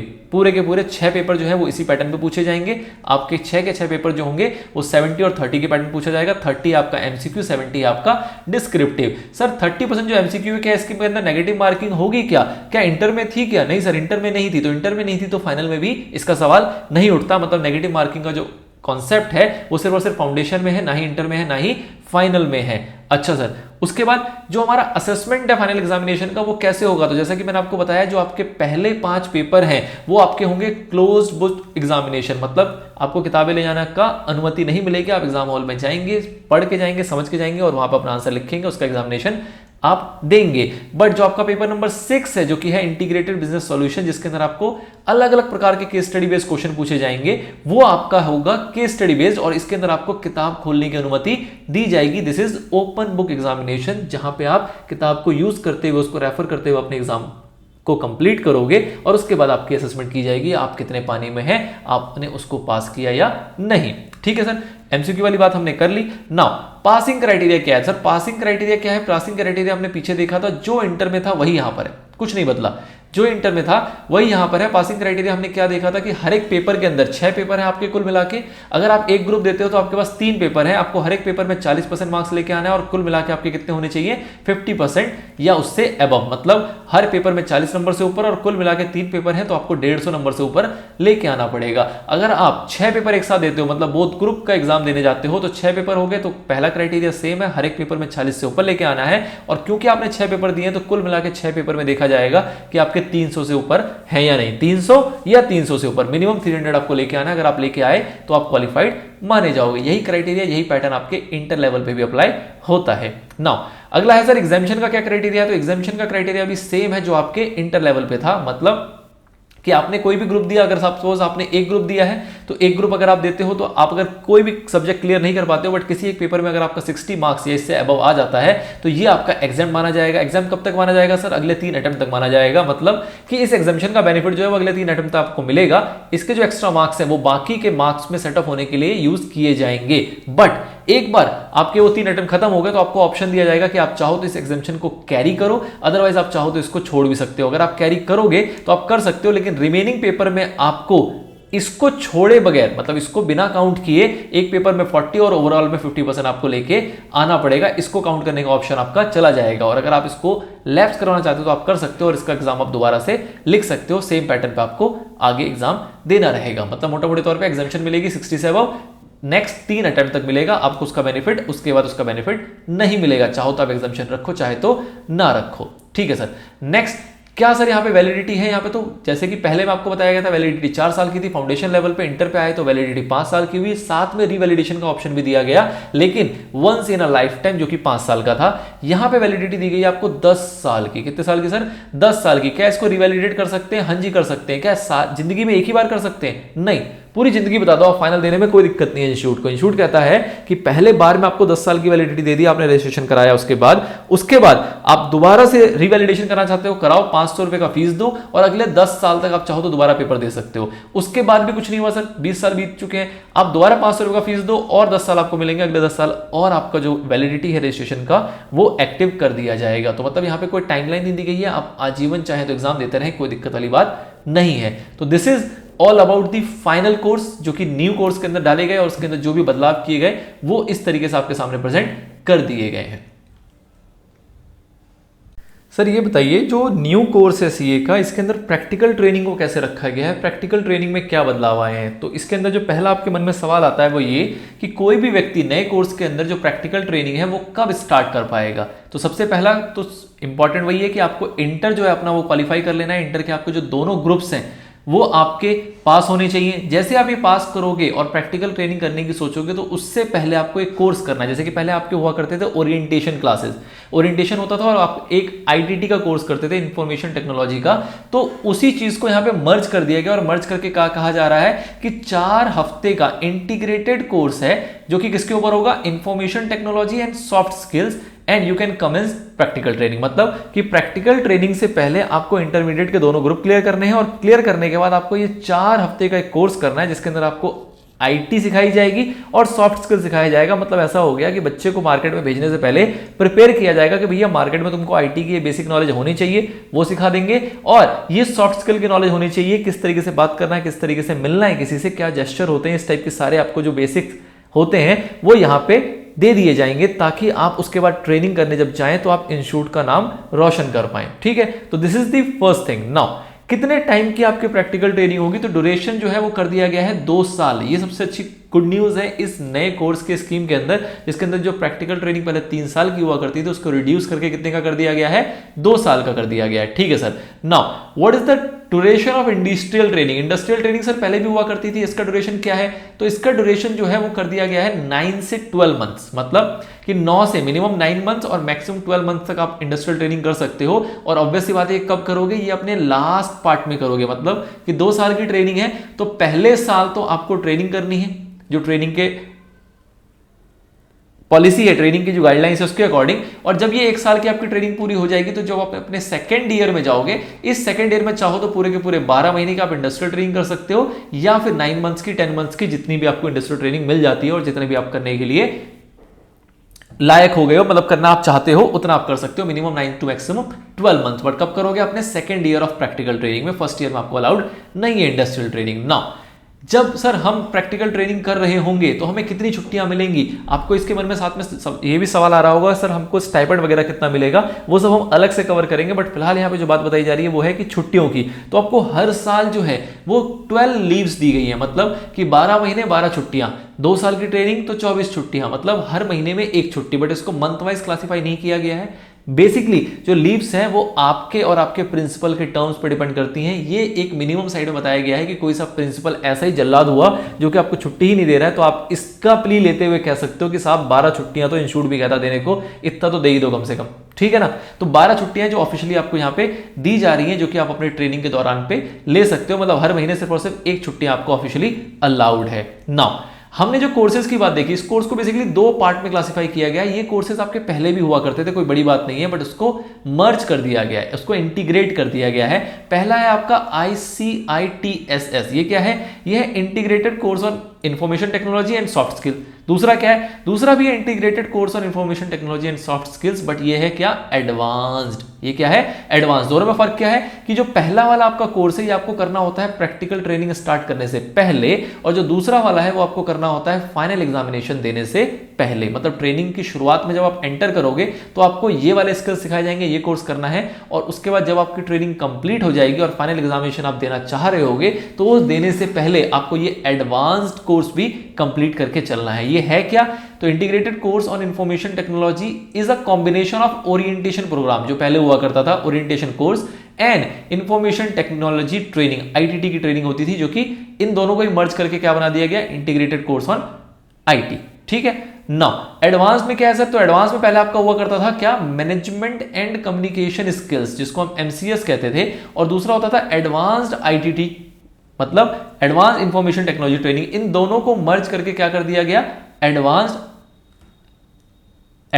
ICITSS। ठीक है। इन दोनों को कोर्स को मर्ज कर दिया, मतलब कम्युनिकेशन स्किल्स और इंफॉर्मेशन टेक्नोलॉजी दोनों को मर्ज करके आपको 2 टाइप के कोर्स बना दिए गए हैं। दोनों जो कोर्सेज हैं वो कितने दिन के होते हैं? वो आपके 4 हफ्ते के हैं। मतलब जो पहला आपको प्रैक्टिकल ट्रेनिंग स्टार्ट करने से पहले करना है वो भी 4 वीक्स का है, और जो दूसरा जो प्रैक्टिकल ट्रेनिंग स्टार्ट करने के बाद करना है वो भी आपका 4 वीक्स का ही है। ठीक है sir. Now when is the ICITSS to be undergone by the student? तो आपको कब करना है इसको शुरू? तो आपने प्रैक्टिकल ट्रेनिंग करने से स्टार्ट करने से पहले पहले आपको इस कोर्स को कंप्लीट कर लेना है। और सेकंड आता है कि आपको एडवांस ICI-TSS जो है वो कब कंप्लीट कर लेना है। तो इसके इसलिए कहा जा रहा है कि आपको फाइनल एग्जामिनेशन अपीयर करने से पहले पहले आपको इसको भी कंप्लीट कर लेना है। तो दोनों की जो टाइमलाइन दी गई वो इस तरीके से कि ट्रेनिंग स्टार्ट करने से पहले आपको ये कोर्स कंप्लीट करना है, उसके बाद फाइनल एग्जामिनेशन आप देना चाहते हो तो उसको देने से पहले जब हमने देखे थे कि 4 एसेंशियल्स थे, उन 4 एसेंशियल्स में एक आपका ये एडवांस कोर्स भी था जो कि आपको कंप्लीट कर लेना है, उसके बाद ही आप फाइनल एग्जामिनेशन में अपीयर हो सकते हो। सर यही है एक नई चिड़िया जो बेसिकली सीए न्यू कोर्स के अंदर सबसे ज्यादा हाईलाइट हो रही है कि ये क्या कॉन्सेप्ट डाला है इन्होंने सेल्फ पेस्ड ऑनलाइन मॉड्यूल्स का। तो इसको फटाफट से समझ लेते हैं कि क्या है ये सेल्फ पेस्ड ऑनलाइन मॉड्यूल्स, क्या करना है इसका, कैसे इसके एग्जाम कंडक्ट कराए जाएंगे और क्या क्या चीजें आपको इसके अंदर पढ़नी पड़ेंगी। तो मोटे मोटे तौर पे क्या बताया गया कि भैया जो सेल्फ पेस्ड ऑनलाइन मॉड्यूल्स हैं इसके 4 सेट आपको दिए गए हैं, set A, set B, set C, set D.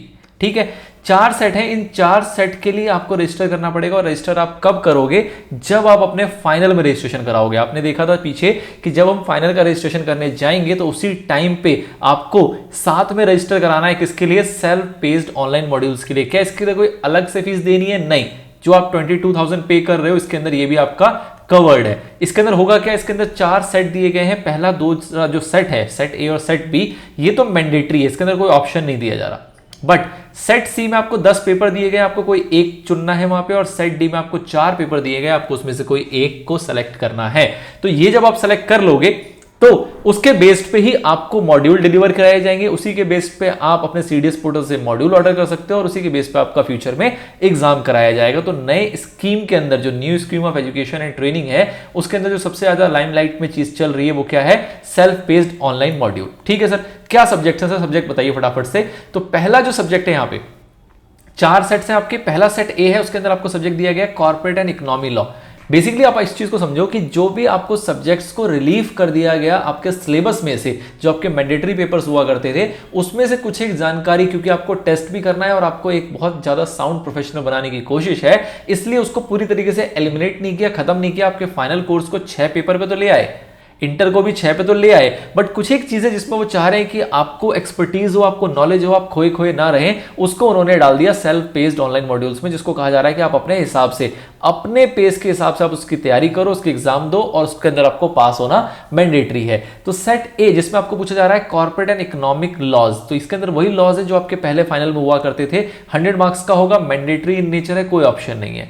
दूसरा है आपका strategic cost and performance management, 100 marks का मैंडेटरी है, कोई ऑप्शन नहीं है। ये भी आपका पहले हुआ करता था, आप अपने पहले फाइनल के कंटेंट में इसको भी पढ़ा करते थे। ठीक है, तो ये 100 मार्क्स के 2 तो आपके मैंडेटरी हैं, आपको इसको स्टडी करना ही करना है, इसके एग्जाम देना ही देना है और उसमें क्वालिफाई आपको होना ही होना है। सेट सी है जहां पे आपको दिए गए हैं 10 पेपर्स और आपसे कहा जा रहा है कि आपकी जिसमें श्रद्धा हो आप उसमें से कोई एक सब्जेक्ट का चयन कर सकते हो जिसमें आप स्टडी करना चाहते हो। क्या क्या चीजें सर इसके अंदर? इसके अंदर पहला है आपका पेपर रिस्क मैनेजमेंट, दूसरा है sustainable development and sustainability reporting, अगला है public finance and governance accounting, अगला है आईबीसी कोड 2016, अगला है इंटरनेशनल टैक्सेशन, अगला है the arbitration and conciliation act 1996, forensic accounting, valuation, financial services and capital markets, forex and treasury management. ठीक है, मैं कह सकता हूं मोटे मोटे तौर पे सारे इंटरेस्टिंग सब्जेक्ट्स हैं, इंटरेस्टिंग टॉपिक्स हैं। आईबीसी आपका ज्यादा लाइमलाइट में रहता है, इंटरनेशनल टैक्सेशन आपके कोर्स का ही पार्ट है, तो आप वहां भी पढ़ेंगे, आप यहां भी पढ़ सकते हैं। ये कुछ और आपके अपने जील के ऊपर डिपेंड करता है, आप किस चीज में इंटरेस्ट ज्यादा लेते हैं। अदरवाइज जितने भी टॉपिक्स यहाँ पे देखे हैं सारे के सारे बहुत ही इंटरेस्टिंग टॉपिक्स हैं, आपको इसमें से कोई एक सेलेक्ट करना है, उसी का आपको स्टडी करनी है, उसी का आपको एग्जाम देना है। नेक्स्ट आपका सेट डी जो कि मल्टी डिसिप्लिनरी है, इसके अंदर आपको 4 पेपर की फैसिलिटी दी गई है और आपको यहां पे किसी एक का चयन करना पड़ेगा। पहला है the constitution of India and art of advocacy. ठीक है सर, अगला है साइकोलॉजी एंड फिलॉसफी, अगला है आपका एंटरप्रेन्योरशिप एंड स्टार्टअप इकोसिस्टम और अगला है आपका डिजिटल इकोसिस्टम एंड कंट्रोल्स। तो ये 4 आपको एक अलग एरिया के सब्जेक्ट्स दिए गए हैं, जो कहा जा रहा है कि कोई भी एक चार्टर्ड प्रोफेशनल्स जो कि डेवलप होता है, बनता है पूरे कोर्स के दौरान, उसको इन एरियाज में भी ज्ञान होना चाहिए, नॉलेज होना चाहिए, क्योंकि रियल वर्ल्ड में इस टाइप की चीजों की आवश्यकता आज के टाइम पे बहुत होने लग गई है, बहुत बढ़ रही है। ठीक है, तो आपको इसमें से सेलेक्ट करना है कोई एक सब्जेक्ट जिसमें भी आप इंटरेस्ट रखते हैं, जिसको भी आप पढ़ना चाहते हैं। आप इंटरेस्ट ना भी रखें तब भी आपको एक सब्जेक्ट तो मैंडेटली यहाँ पे सेलेक्ट करना ही पड़ेगा। तो इस तरीके से आपके यहाँ पे 4 सब्जेक्ट दिए गए हैं, 4 मॉड्यूल्स दिए गए हैं, 100 मार्क्स का हर एक मॉड्यूल है और हर किसी को आपको पास करना पड़ेगा। रजिस्ट्रेशन कैसे होगा तो मैंने हमने पीछे बताया कि रजिस्ट्रेशन आपको फाइनल के टाइम पे करा लेना है, अलग से कोई फीस देने की आवश्यकता नहीं है। जो सेट ए और बी है वो तो मैंडेटरी, कोई दिक्कत नहीं है, बट सेट सी और डी का आपको चयन करना पड़ेगा कि आप कौन सा सब्जेक्ट चुनते हैं। कब? जब आप फाइनल का रजिस्ट्रेशन करा रहे होंगे, तो उससे पहले आपको अपने माइंड में मेकअप कर लेना है कि आपको किसका एग्जाम देने में दिलचस्पी है। ठीक है, अलग से कोई फीस वगैरह यहां पे नहीं दी गई है। Whether papers in self paced online modules are mandatory, बिल्कुल जी। पेपर 1 सेट ए और सेट बी जो है वो मैंडेटरी इन नेचर है। सेट सी और डी में आपको ऑप्शन दिया गया है, बट ऐसा नहीं है कि कहीं पे आपको छोड़ा जा रहा है। मैंडेटरी तो वो तब भी है, बट ऑप्शन ये है कि सेट सी के अंदर आपको 10 पेपर दिए गए, आपको एक चुन सकते हो, और सेट डी में आपको 4 पेपर दिए गए हैं, उसमें से आपको एक चुन सकते हो। अगला है what will be the manner of learning of self paced online module, किस तरीके से आपकी इसकी पढ़ाई की जाएगी। तो आपको क्या कहा जा रहा है कि आपको स्टडी मटेरियल प्रोवाइड किया जाएगा, आप जाके चेक कर सकते हो वेबसाइट पे, आज के टाइम पे भी स्टडी मटेरियल्स आपके अवेलेबल हैं। इसके अलावा आपको ई बुक्स वगैरह प्रोवाइड किए जाएंगे। इसके अलावा फिजिकल स्टडी मटेरियल जो है वो आपको डिलीवर किया जाएगा, आपको अवेलेबल कराया जाएगा। इसके अलावा आपको वीडियो लेक्चर्स दिए जाएंगे कुछ एक एक्सपर्ट्स के, जो भी सब्जेक्ट आप चुनेंगे उसके अंदर उनकी एक्सपर्टीज होगी। ठीक है, अब इसके अंदर एक मैंडेटरी क्या रख दी गई कि भैया आपको जो ये वीडियो लेक्चर्स दिए जाएंगे, इसके अंदर आपको मिनिमम प्रिस्क्राइब्ड लर्निंग आवर्स जो कि आपको कंप्लीट करना पड़ेगा। मतलब कि कोई व्यक्ति ये कहता है कि हाँ जी मैंने तो ये किताब पढ़ ली, मैं एग्जाम देने के लिए तैयार हूं, बट एग्जाम देने से पहले, उस रिस्पेक्टिव एग्जाम में अपीयर होने से पहले आपको मिनिमम प्रिस्क्राइब्ड लर्निंग आवर्स जो भी हर एक सब्जेक्ट वाइज होगी वो आपको वहां पे कंप्लीट करनी पड़ेगी। मतलब कि जो वीडियो लेक्चर्स आपको प्रोवाइड किए जाएंगे, उस वीडियो लेक्चर्स में से जितना भी मिनिमम रिक्वायरमेंट है उतना आपने अगर वीडियो देख लिया है, उसके बाद ही आप एग्जाम में अपीयर हो पाओगे, उससे पहले आप एग्जाम में अपीयर नहीं हो पाएंगे। नाउ मतलब जो यहाँ पे एक्सपेक्टेशन है वो एक्सपेक्टेशन किस प्रकार से है कि आपको किस टाइप की अंडरस्टैंडिंग होनी चाहिए। तो ये कहा जा रहा है कि सेट ए और सेट बी तो भैया ऐसा है पहले भी हुआ करता था, ये तो आपका पूरा एक तरीके का कोर्स है, और सेट सी और डी जो है ये आपको डायनामिक प्रोफेशनल बनाने के लिए इंट्रोड्यूस किया गया है। सेट ए और बी जो है वो काफी हद तक मैंडेटरी, और इसके अलग अलग एग्जेम्पशन वगैरह के भी प्रोविजन है उन लोगों के लिए जो कि करंट में एग्जाम दे रहे हैं, जो कि अभी करंट में फाइनल के स्टूडेंट्स हैं। ठीक है, तो उनके लिए तो ये अलग अलग तरीके से अवेलेबल भी है, और इसकी अलग से डिटेलिंग भी बताई गई है इंस्टीट्यूट के द्वारा, उसको आप डिटेल में समझ सकते हैं। बट सेट सी और डी जो है ये एक न्यू फ्रेश इंट्रोडक्शन है, जिसके अंदर आपको नई तरीके से कुछ डायनामिक प्रोफेशनल के रूप में मार्केट में पेश करने की कोशिश की जा रही है। तो इसलिए कहा गया कि भैया जो ए और बी है इसके अंदर तो आपको एक्सपर्ट नॉलेज चाहिए, ये तो भैया आपका फील्ड है, आपका कोर फील्ड है, जिसके अंदर आप लॉस की, कॉर्पोरेट लॉस की वगैरह की बात करते हो, इकोनॉमिक लॉस की बात करते हो, और स्ट्रेटेजिक कॉस्ट मैनेजमेंट वगैरह की बात करते हो। This is the expertise area of a chartered accountant. तो इसमें तो आपको एक्सपर्ट नॉलेज चाहिए, बट सी और डी ऐसा है जिसके अंदर आपको वर्किंग नॉलेज भी होगा तो आपका काम चल जाएगा, कोई दिक्कत वाली बात नहीं है। ना क्वालिफाई करने के लिए सर क्या चाहिए, कितना मार्क्स अपने को लाना पड़ेगा, कितने मार्क्स ले आएंगे तो हम क्वालिफाई माने जाएंगे। तो आपसे कहा जा रहा है कि हर एक मॉड्यूल के अंदर आपको मिनिमम 50% मार्क्स सिक्योर करने हैं। 50% मार्क्स अगर आपने सिक्योर कर लिए तो आप क्वालिफाइड माने जाओगे, कोई दिक्कत वाली बात नहीं है। सर कितने अटेम्प्ट दे सकते हैं, 1 2 4 5 7 10, कितने भी अटेम्प्ट दे सकते हो, कोई रिस्ट्रिक्शन नहीं है। आप जब मन करे आप पेपर दीजिए, पास कीजिए, पेपर दीजिए, पास कीजिए। जब तक आप पास नहीं करेंगे जब तक आपको पेपर देते रहना पड़ेगा। क्यों? क्योंकि जब तक आपका ये चारों सेट क्वालिफाई नहीं होगा तब तक आप फाइनल के लिए एलिजिबल नहीं है। फाइनल की एलिजिबिलिटी के अंदर एक पहली एलिजिबिलिटी थी जिसके अंदर हमने बात की थी कि सेल्फ पेस्ड ऑनलाइन मॉड्यूल्स आपके क्वालिफाइड होने चाहिए, चारों के चारों। क्या कोई नेगेटिव मार्किंग का कॉन्सेप्ट है सर जी? कोई नेगेटिव मार्किंग नहीं है। नेगेटिव मार्किंग सिर्फ और सिर्फ फाउंडेशन लेवल पे, उसके बाद ना इंटर में है, ना फाइनल में है, ना ही सेल्फ पेस्ड ऑनलाइन मॉड्यूल्स के अंदर नेगेटिव मार्किंग दी गई है। ना will the marks secured in self-paced online modules will be aggregated with the marks obtained in the final examination for passing the final examination। मतलब कि आपने इसका एग्जाम दिया, उसके बाद आप फाइनल में एग्जाम दोगे तो क्या इनके मार्क्स को आपस में जोड़ा जाएगा, तोड़ा जाएगा, मड़ोड़ा जाएगा? नहीं, कुछ नहीं किया जाएगा, ये बिल्कुल सेपरेट है। इससे कोई लेना देना नहीं है। आपके फाइनल मार्क्स आपके फाइनल एग्जामिनेशन वाले ही रहेंगे। ये आपको बस एसेंशियल किया गया है फाइनल में अपीयर होने के लिए। इसमें आप क्वालिफाई होंगे तो फाइनल में अपीयर होंगे, बस। इसमें आपने बहुत ज्यादा अच्छा स्कोर कर लिया, फाइनल में उसका कोई बेनिफिट नहीं मिलेगा। इसमें आपका कुछ कम स्कोर है लेकिन आप पास हैं, कोई दिक्कत वाली बात नहीं है। द थिंग इज कि इसके अंदर मिनिमम पासिंग रिक्वायरमेंट है आपकी, कि आपको इसके बारे में समझ होनी चाहिए, जानकारी होनी चाहिए, और फाइनल का एग्जाम आप तभी दे पाएंगे जब आपने इनको क्वालिफाई कर लिया होगा। तो this is all about this self paced online modules, जिसके रिलेटेड काफी तूफानी चर्चाएं चल रही है मार्केट में। इसमें बहुत डिटेलिंग की आवश्यकता उनको है जो कि फिलहाल फाइनल के लिए एलिजिबल है, फाइनल में उनको अपीयर होना है आने वाले अटेम्प्ट के अंदर। बाकी लोगों के लिए एक मोटी मोटी नॉलेज जितनी होनी चाहिए वो सारी चीजें आपको यहाँ पे शेयर कर दी गई हैं। सर जिन बच्चों का मन भर जाता है और वो कहते हैं कि यार फाइनल एग्जामिनेशन अब नहीं देना, या फिर कुछ ऐसे स्टूडेंट जो कि फाइनल एग्जामिनेशन दे तो रहे हैं बट क्वालिफाई नहीं कर पा रहे हैं ड्यू टू एनी रीजन, ठीक है। तो उस केस में वो क्या करे, क्या इंस्टीट्यूट हमारा किसी भी प्रकार का कोई सर्टिफिकेशन उन्हें प्रोवाइड करता है? तो बिल्कुल करता है। सीए इंस्टीट्यूट ने क्या कहा नए कोर्स के अंदर भी कि आपको बिजनेस अकाउंटिंग एसोसिएट बनाएंगे, हम सर्टिफाई करेंगे कि you are the business accounting associate, and based on that certification आप जो रियल मार्केट है वहां पे जाके अपनी जॉब्स वगैरह सर्च कर सकते हैं और आपको एक सर्टिफाइड प्रोफेशनल्स कहा जाएगा इंस्टीट्यूट के द्वारा। ठीक है। क्या एसेंशियल्स है, क्या क्राइटेरिया उस केस में? तो आपसे कहा जा रहा है कि अगर कोई भी स्टूडेंट ऐसा है जो सीए कोर्स से एग्जिट करना चाहता है तो एग्जिट कर सकता है, कोई दिक्कत वाली बात नहीं है, बट उसके लिए क्या चीज है, अगर उसको सर्टिफिकेशन के लिए अप्लाई करना है, मतलब उसको अगर इंस्टीट्यूट से सर्टिफिकेट चाहिए तो उसको क्या एसेंशियल्स पूरे करने पड़ेंगे? तो वही 4 एसेंशियल्स जो कि आपको फाइनल एग्जाम में अपीयर होने के लिए करने होते हैं पूरे। पहला कि आपके बोथ ग्रुप क्लियर होने चाहिए इंटरमीडिएट के।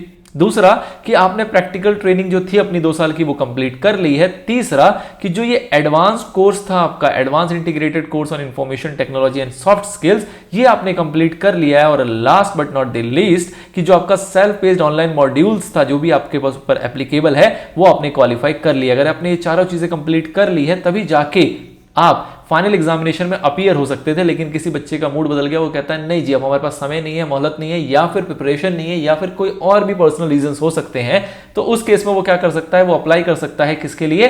Certificate of business accounting associate. और इन चारों के बेसिस पे इंस्टीट्यूट के द्वारा उसको सर्टिफाई किया जाएगा, एक सर्टिफिकेट दिया जाएगा जिसके तहत वो मार्केट में जॉब्स वगैरह सर्च कर सकता है। एक अकाउंटिंग एसोसिएट कहलाएगा institute of chartered accountant of India का।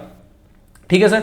नाउ एक और यहां पे कॉन्सेप्ट है जो कि यहां पे इंट्रोड्यूस किया गया और आपको उसके बारे में पता होना चाहिए, दैट इज इंटरनेशनल करिकुलम। मतलब कि अगर कोई स्टूडेंट ऐसा है जो कि आउटसाइड इंडिया रहता है, आउटसाइड इंडिया का रेजिडेंट है और वो इस कोर्स में अगर आना चाहता है तो उसके लिए उसमें क्या समानताएं हैं या क्या डिफरेंसेस हैं? तो पहली बात तो ये कही जा रही है कि भैया जो यहां पे आप एनरोलमेंट है, जो रजिस्ट्रेशन है वो आप ले सकते हो, कोई दिक्कत वाली बात नहीं है। इंटरनेशनल स्टूडेंट्स भी इसको परस्यू कर सकते हैं, बट यहां पे कुछ एक पेपर्स जो होंगे वो उनके कंट्री स्पेसिफिक पेपर्स होंगे जो कि इंडिया स्पेसिफिक नहीं होंगे। मतलब कुछ पेपर्स को रिप्लेस कर दिया जाएगा बेस्ड ऑन कि वो किस कंट्री से बिलोंग करते हैं, उस कंट्री के अकॉर्डिंग कंट्री स्पेसिफिक एग्जाम्स उनके लिए जाएंगे। उसके बाद जो हमारे सॉफ्ट स्किल थे, जो हमने देखे कि 2 कोर्सेज हैं आपका इंटीग्रेटेड कोर्सेज के अंदर सॉफ्ट स्किल और आईटीटी के ऊपर बात की जाती है, इंफॉर्मेशन टेक्नोलॉजी के ऊपर बात की जाती है, इनकी ट्रेनिंग उनको भी कराई जाएगी, लेकिन कैसे कराई गई?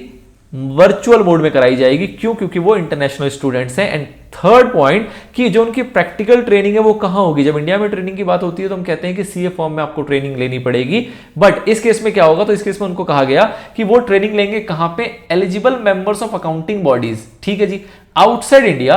और किसके द्वारा रिकॉग्नाइज्ड होंगे? वो इंटरनेशनल फेडरेशन ऑफ अकाउंटेंट्स, इनके द्वारा रिकॉग्नाइज्ड जो आपकी अकाउंटिंग बॉडीज होंगी उनके मेंबर के अंडर, उन मेंबर के अंडर में इनको ट्रेनिंग लेनी है, वही 2 साल की, और वो माना जाएगा इक्विवेलेंट टू जो कि इंडिया में ट्रेनिंग लेते हैं। ठीक है। तो ये कुछ है इंटरनेशनल करिकुलम की। अगर इंटरनेशनल कोई व्यक्ति है, इंटरनेशनल स्टूडेंट है और वो परस्यू करना चाहते हैं सीए कोर्स को न्यू स्कीम के अंदर, तो वो कर सकते हैं। थोड़ी बहुत असमानताएं हैं वो यहाँ पे डिस्कस करके आपके सामने रखी गई है। तो मोटे तौर पे बिजनेस अकाउंटिंग एसोसिएट्स और इंटरनेशनल करिकुलम के ऊपर आपके मन में 2 सवाल आते हैं, वो दोनों सवाल यहाँ पे एड्रेस कर दिए गए हैं। चलिए दोस्तों, तो किसी भी चीज़ के जब न्यू इम्प्लीमेंटेशन होती है तो हमें पता है कि सबसे ज़्यादा जो प्रॉब्लम आती है वो आती है ट्रांजिशनल प्रोविजंस के अंदर। चाहे कोई एक्ट न्यू आए जैसे कि जीएसटी लाया गया, या फिर कोई भी ऐसा न्यू इंट्रोडक्शन होता है, चाहे कोर्सेज के अंदर हो चाहे लॉज के अंदर हो, तो पुराने वाले से नए वाले में कैसे शिफ्ट किया जाएगा, जो लोग ऑलरेडी पुराने में कुछ कर चुके हैं वो नए में किस तरीके से शामिल होंगे, इन प्रोविजंस को समझना बहुत जरूरी होता है। ठीक है। तो आपके पास यहाँ पे कुछ ट्रांजिशन प्रोविजंस दिए गए हैं, उसके बेस पे कुछ एफएक्यूज दिए गए हैं, जिसके समझने के बाद, जिसको कंप्लीटली समझ लेने के बाद आई डोंट थिंक सो कि कोई भी आपका क्वेरी ऐसा है जो कि अनटच्ड या अनसॉल्व रह जाएगा। मोटे मोटे तौर पे हर एक लेवल के स्टूडेंट के लिए सारी चीजें यहाँ पे अच्छे से क्लियर कर दी गई है। ठीक है। तो सबसे पहला पॉइंट है, सबसे पहला सवाल है, how will I convert to the new scheme of education and training? कैसे आप कन्वर्ट कराएंगे इसके अंदर? तो कुछ खास नहीं है, आपको एसएसपी पोर्टल पे जाना है और आपको कन्वर्जन वहां पे करा देना है। कोई कन्वर्जन की फीस वगैरह आपको पे करने की आवश्यकता नहीं है। क्या स्टडी मटेरियल के पैसे देने पड़ेंगे सर? तो यहां पे 2 सवाल हैं। अगर आपने पहले स्टडी मटेरियल ले रखा है, मतलब पहले आपने स्टडी मटेरियल पुराने स्कीम के अंदर ऑर्डर किया हुआ था, तब तो आपको देना पड़ेगा। जब आप नया ऑर्डर करेंगे तो आपको पे करना पड़ेगा। अगर आप फाउंडेशन के लिए ऑर्डर कर रहे हैं तो आपको 500 रुपीज पे करना है, इंटरमीडिएट के लिए 1000 और फाइनल के लिए भी 1000 रुपीज। और अगर आपने पहले ऑर्डर नहीं किया हुआ था तो उस केस में जब आप ऑर्डर करेंगे तो आपको कोई भी कंटेंट के लिए, कोई भी स्टडी मटेरियल के लिए कोई भी फीस पे करने की आवश्यकता नहीं है। तो बहुत ही सिंपल सी बात है, स्टडी मटेरियल पहले ले रखा है तो ऑब्वियस सी बात है दोबारा लोगे तो उसके पैसे देने पड़ेंगे, 500, 1000 एज द केस में भी। और अगर आपने पहले नहीं लिया हुआ है तो कोई दिक्कत वाली बात नहीं है, फिर तो आप फ्रेशली ऑर्डर कर सकते हो, कोई भी एक्स्ट्रा पेमेंट की आवश्यकता नहीं है। Question number 2, I have registered for foundation course under the old scheme. आपने फाउंडेशन कोर्स के लिए रजिस्टर किया ओल्ड स्कीम में। What will the validity of my foundation course registration after conversion to the new scheme of education and training. आपने जैसे ही conversion कराया तो आपकी वैलिडिटी क्या हो जाएगी? तो भैया जैसे ही आप कन्वर्जन कराए हैं आपके ऊपर सारे के सारे जो रूल्स हैं वो नए स्कीम के लगेंगे, पुराने वाले सारे पाव आपके धुल जाएंगे। और नए स्कीम के अंदर आपको जो वैलिडिटी दी गई है वो कितनी दी गई है फाउंडेशन में? 4 साल की। तो आपको फ्रेशली यहाँ पे 4 साल की वैलिडिटी जो है वो कन्वर्जन के बाद प्राप्त हो जाएगी जैसे ही आप कन्वर्जन करा लेंगे। सेम बात करते हैं अगर इंटरमीडिएट स्टूडेंट्स के लिए कि भैया ओल्ड में रजिस्ट्रेशन कराया था और अब हमने कन्वर्जन करा लिया न्यू स्कीम के अंदर, तो उस केस में वैलिडिटी का क्या होगा? तो अगेन नए स्कीम के प्रोविजन अप्लाई होंगे। नए स्कीम में जो प्रोविजन है वो कितने साल का है? 5 साल का है। तो अकॉर्डिंगली आपको 5 साल की वैलिडिटी जो है वो मिल जाएगी from the date of the conversion. जब से आपने कन्वर्जन कराया उससे आपको 5 साल की मोहलत मिल जाएगी। सेम सवाल फाइनल वालों के लिए पूछा जाए तो फाइनल वालों के लिए भी रिप्लाई सेम रहेगा कि यहां पे आपको 10 साल की वैलिडिटी मिल जाएगी जो कि नए स्कीम के अंदर प्रोवाइड की गई है नए सिरे से। जब भी आपने डेट ऑफ कन्वर्जन होगा वहां से आपको 10 साल के लिए आपका जो रजिस्ट्रेशन है वो आपका वैलिड माना जाएगा। नाउ नेक्स्ट क्वेश्चन क्या है? I have passed either or both the groups of intermediate examination under the old scheme and have not commenced practical training और before 30th June 2023, how will I continue CA course. मतलब कि आपने जो intermediate का group है वो आपने पास किया हुआ है ईदर और बोथ, मतलब या तो दोनों ग्रुप पास कर लिया है या फिर कोई एक पास किया हुआ है उस केस में, और आपने अभी प्रैक्टिकल ट्रेनिंग जो थी अपनी वो स्टार्ट नहीं की है, have not commence practical training और बिफोर 30th जून। तो उस केस में आपको सीए कोर्स को कैसे कंटिन्यू करना है? तो क्या कहा जा रहा है इसके अंदर कि अगर इस सिचुएशन में आप आ रहे हैं तो उसके अंदर सबसे पहले तो आपके पास जो रिमेनिंग कोर्स है, रिमेनिंग जो आपके सब्जेक्ट्स हैं, रिमेनिंग जो आपके ग्रुप्स हैं, आपको पहले वो कंप्लीट करना है। जैसे ही आप वो कंप्लीट कर लेंगे तो अगला स्टेप क्या होगा? आपको ट्रेनिंग में जाना पड़ेगा। ट्रेनिंग में जाने से पहले पहले आपको अपने soft skill of information training की जो कोर्स है उसको कंप्लीट करना पड़ेगा, जिसको हम बोलते हैं क्या? ICITSS। ठीक है, तो प्रैक्टिकल ट्रेनिंग स्टार्ट करने से पहले आपको क्या कर लेना है? आपके बचे हुए ग्रुप अगर कुछ है तो उसको क्लियर कर लो इंटर के। उसके बाद ट्रेनिंग स्टार्ट करनी है। ट्रेनिंग स्टार्ट से पहले आपको अपना ICITSS का कोर्स कंप्लीट कर लेना है जो कि 4 हफ्ते का है, और उसके बाद अपनी प्रैक्टिकल ट्रेनिंग आप स्टार्ट कर सकते हो। उसके बाद से नए स्कीम में जो भी प्रोसीजर है वो आपका प्रोसीजर आपके ऊपर अप्लाई हो जाएगा। नाउ नेक्स्ट क्वेश्चन आता है, I have registered for intermediate course through direct entry route and commence practical training on or before 1st February 2023, how will I continue the course। किसी ने इंटरमीडिएट में directly entry ले ली, inter के भी exam नहीं दिए, प्रैक्टिकल ट्रेनिंग जो है उसने 1 फरवरी 2023 से पहले स्टार्ट कर दिया, तो उस केस में उसका सीए कोर्स किस तरीके से बढ़ेगा आगे? तो उस केस में आपको देखना है कि उसका पहला जो अटेम्प्ट है, एलिजिबल अटेम्प्ट जो है वो कब का होगा। अगर किसी ने 1 फरवरी 23 से पहले 1 फरवरी 23 से पहले अगर ट्रेनिंग स्टार्ट कर दी थी तो उस केस में जो उसका पहला एलिजिबल अटेम्प्ट आएगा वो आएगा नवंबर 23। अब नवंबर 23 तो ओल्ड स्कीम का है, तो मतलब नवंबर 23 में वो ओल्ड स्कीम के तहत एग्जाम यहां पे देगा। अब जब एग्जाम उसने ओल्ड स्कीम के तहत दिया तो उसके बाद क्या होगा? तो उसने रजिस्ट्रेशन यहाँ पे जो ट्रेनिंग थी वो पहले पुराने स्कीम में स्टार्ट की थी, तो पुराने स्कीम में ट्रेनिंग जो थी वो कितने पीरियड की थी? वो थी 3 साल की। तो आपको 3 साल की यहाँ पे ट्रेनिंग कंप्लीट करनी पड़ेगी। उसके बाद आपने यहाँ पे दोनों ग्रुप जो इंटरमीडिएट के हैं वो आपको क्लियर करने हैं, वो आपको पास करने हैं, और पास करने के बाद आप अपने फाइनल कोर्स के अंदर रजिस्ट्रेशन करा पाओगे। और फाइनल में जब आप रजिस्ट्रेशन कराओगे तो ऑब्वियसली वो किस में होगा? वो न्यू स्कीम में होगा, क्योंकि आप बहुत आगे जा चुके हैं। उस टाइम पे आपका ओल्ड स्कीम वैसे ही एग्जिस्ट नहीं करता। अब जब फाइनल आपने रजिस्ट्रेशन फाइनल कोर्स में करा लिया तो उसके एग्जाम देने से पहले पहले क्या एसेंशियल्स चीजें जो आपको कंप्लीट कर लेनी है। मतलब क्या हुआ कि आप डायरेक्टली इंटर में आए थे, इंटर में आपने 1 फरवरी 2023 से पहले आपने प्रैक्टिकल ट्रेनिंग स्टार्ट कर दी, तो आप इंटर का एग्जाम दोगे नवंबर 23 में। एग्जाम आपने पास कर लिया नवंबर 23 के दोनों ग्रुप पास कर लिया। उसके बाद आप क्या करोगे? अपनी ट्रेनिंग कंप्लीट करोगे। ट्रेनिंग कंप्लीट करने के बाद आपको क्या करना है? आपको फाइनल कोर्स के अंदर रजिस्ट्रेशन कराना है, और फाइनल कोर्स का रजिस्ट्रेशन करा लोगे तो एग्जाम देने से पहले आपको क्या क्या चीजें कंप्लीट कर लेनी है, मतलब क्या क्या चीजें कंप्लीट हो जाएंगी तो आप एग्जाम दे सकते हो। ये थोड़ा सा क्रिटिकल है, ये चीज समझ ली तो आगे सारे के सारे आपके जो जितने भी आपके सवाल हैं इससे एसोसिएटेड वो सारे के सारे क्लियर हो जाएंगे। ठीक है, तो आपने की है कौन सी ट्रेनिंग? आपने की है 3 साल वाली ट्रेनिंग। जब 3 साल की ट्रेनिंग करते थे तो उसके अंदर क्या रूल हुआ करता था कि आप 2.5 साल की ट्रेनिंग कंप्लीट करने के बाद आप एग्जाम दे सकते हो। आप 2.5 साल की ट्रेनिंग कंप्लीट करने के बाद एग्जाम दे सकते हो, मतलब कि आपने लास्ट 6 मंथ जो आपके बचे होते थे 3 साल की ट्रेनिंग में, जो लास्ट के 6 मंथ आपके बचे होते थे, उस लास्ट 6 मंथ के अंदर आप चाहे तो फाइनल के लिए अपीयर हो सकते हैं। मतलब आपने मोटा मोटा अपने 2.5 साल की ट्रेनिंग क्या कर ली हो, कंप्लीट कर ली हो, पहला कंडीशन। दूसरा, आपने एडवांस्ड ICITSS जो है वो भी कंप्लीट कर लिया हो, जो कि आपको फाइनल अपीयर करने से पहले करना ही होता है। अब बात आती है सेल्फ पेस्ड ऑनलाइन मॉड्यूल की। तो सेल्फ पेस्ड ऑनलाइन मॉड्यूल आपको 4 दिए गए हैं, इस बात को आप जरा समझें। इस 4 मॉड्यूल का मोटा मोटा मतलब क्या है? इस 4 मॉड्यूल के अंदर जो सेट ए है, सेट आपका ए है, बी है, सी है, डी है। इसको डिटेल में आप यही समझ लो, यहां समझ में आगे कोई दिक्कत नहीं आएगी। जो ए और बी है ये है फाइनल वाले बच्चों को रिलेट करता है, और जो सी और डी है वो इंटर वाले स्टूडेंट्स को रिलेट करता है। रिलेट करने का मतलब क्या है कि किसी ने अगर इंटर के दोनों ग्रुप क्लियर कर लिए हुए हैं तो उसको सी और डी के लिए एग्जम्पशन प्राप्त है। मतलब कि किसी ने पुराने स्कीम के अंदर अपने इंटर के एग्जाम कंप्लीट किए हुए हैं बोथ ग्रुप्स, तो अगर बोथ ग्रुप किसी ने कवर किया हुआ है तो उसको सी और डी देने की आवश्यकता नहीं है। ठीक है।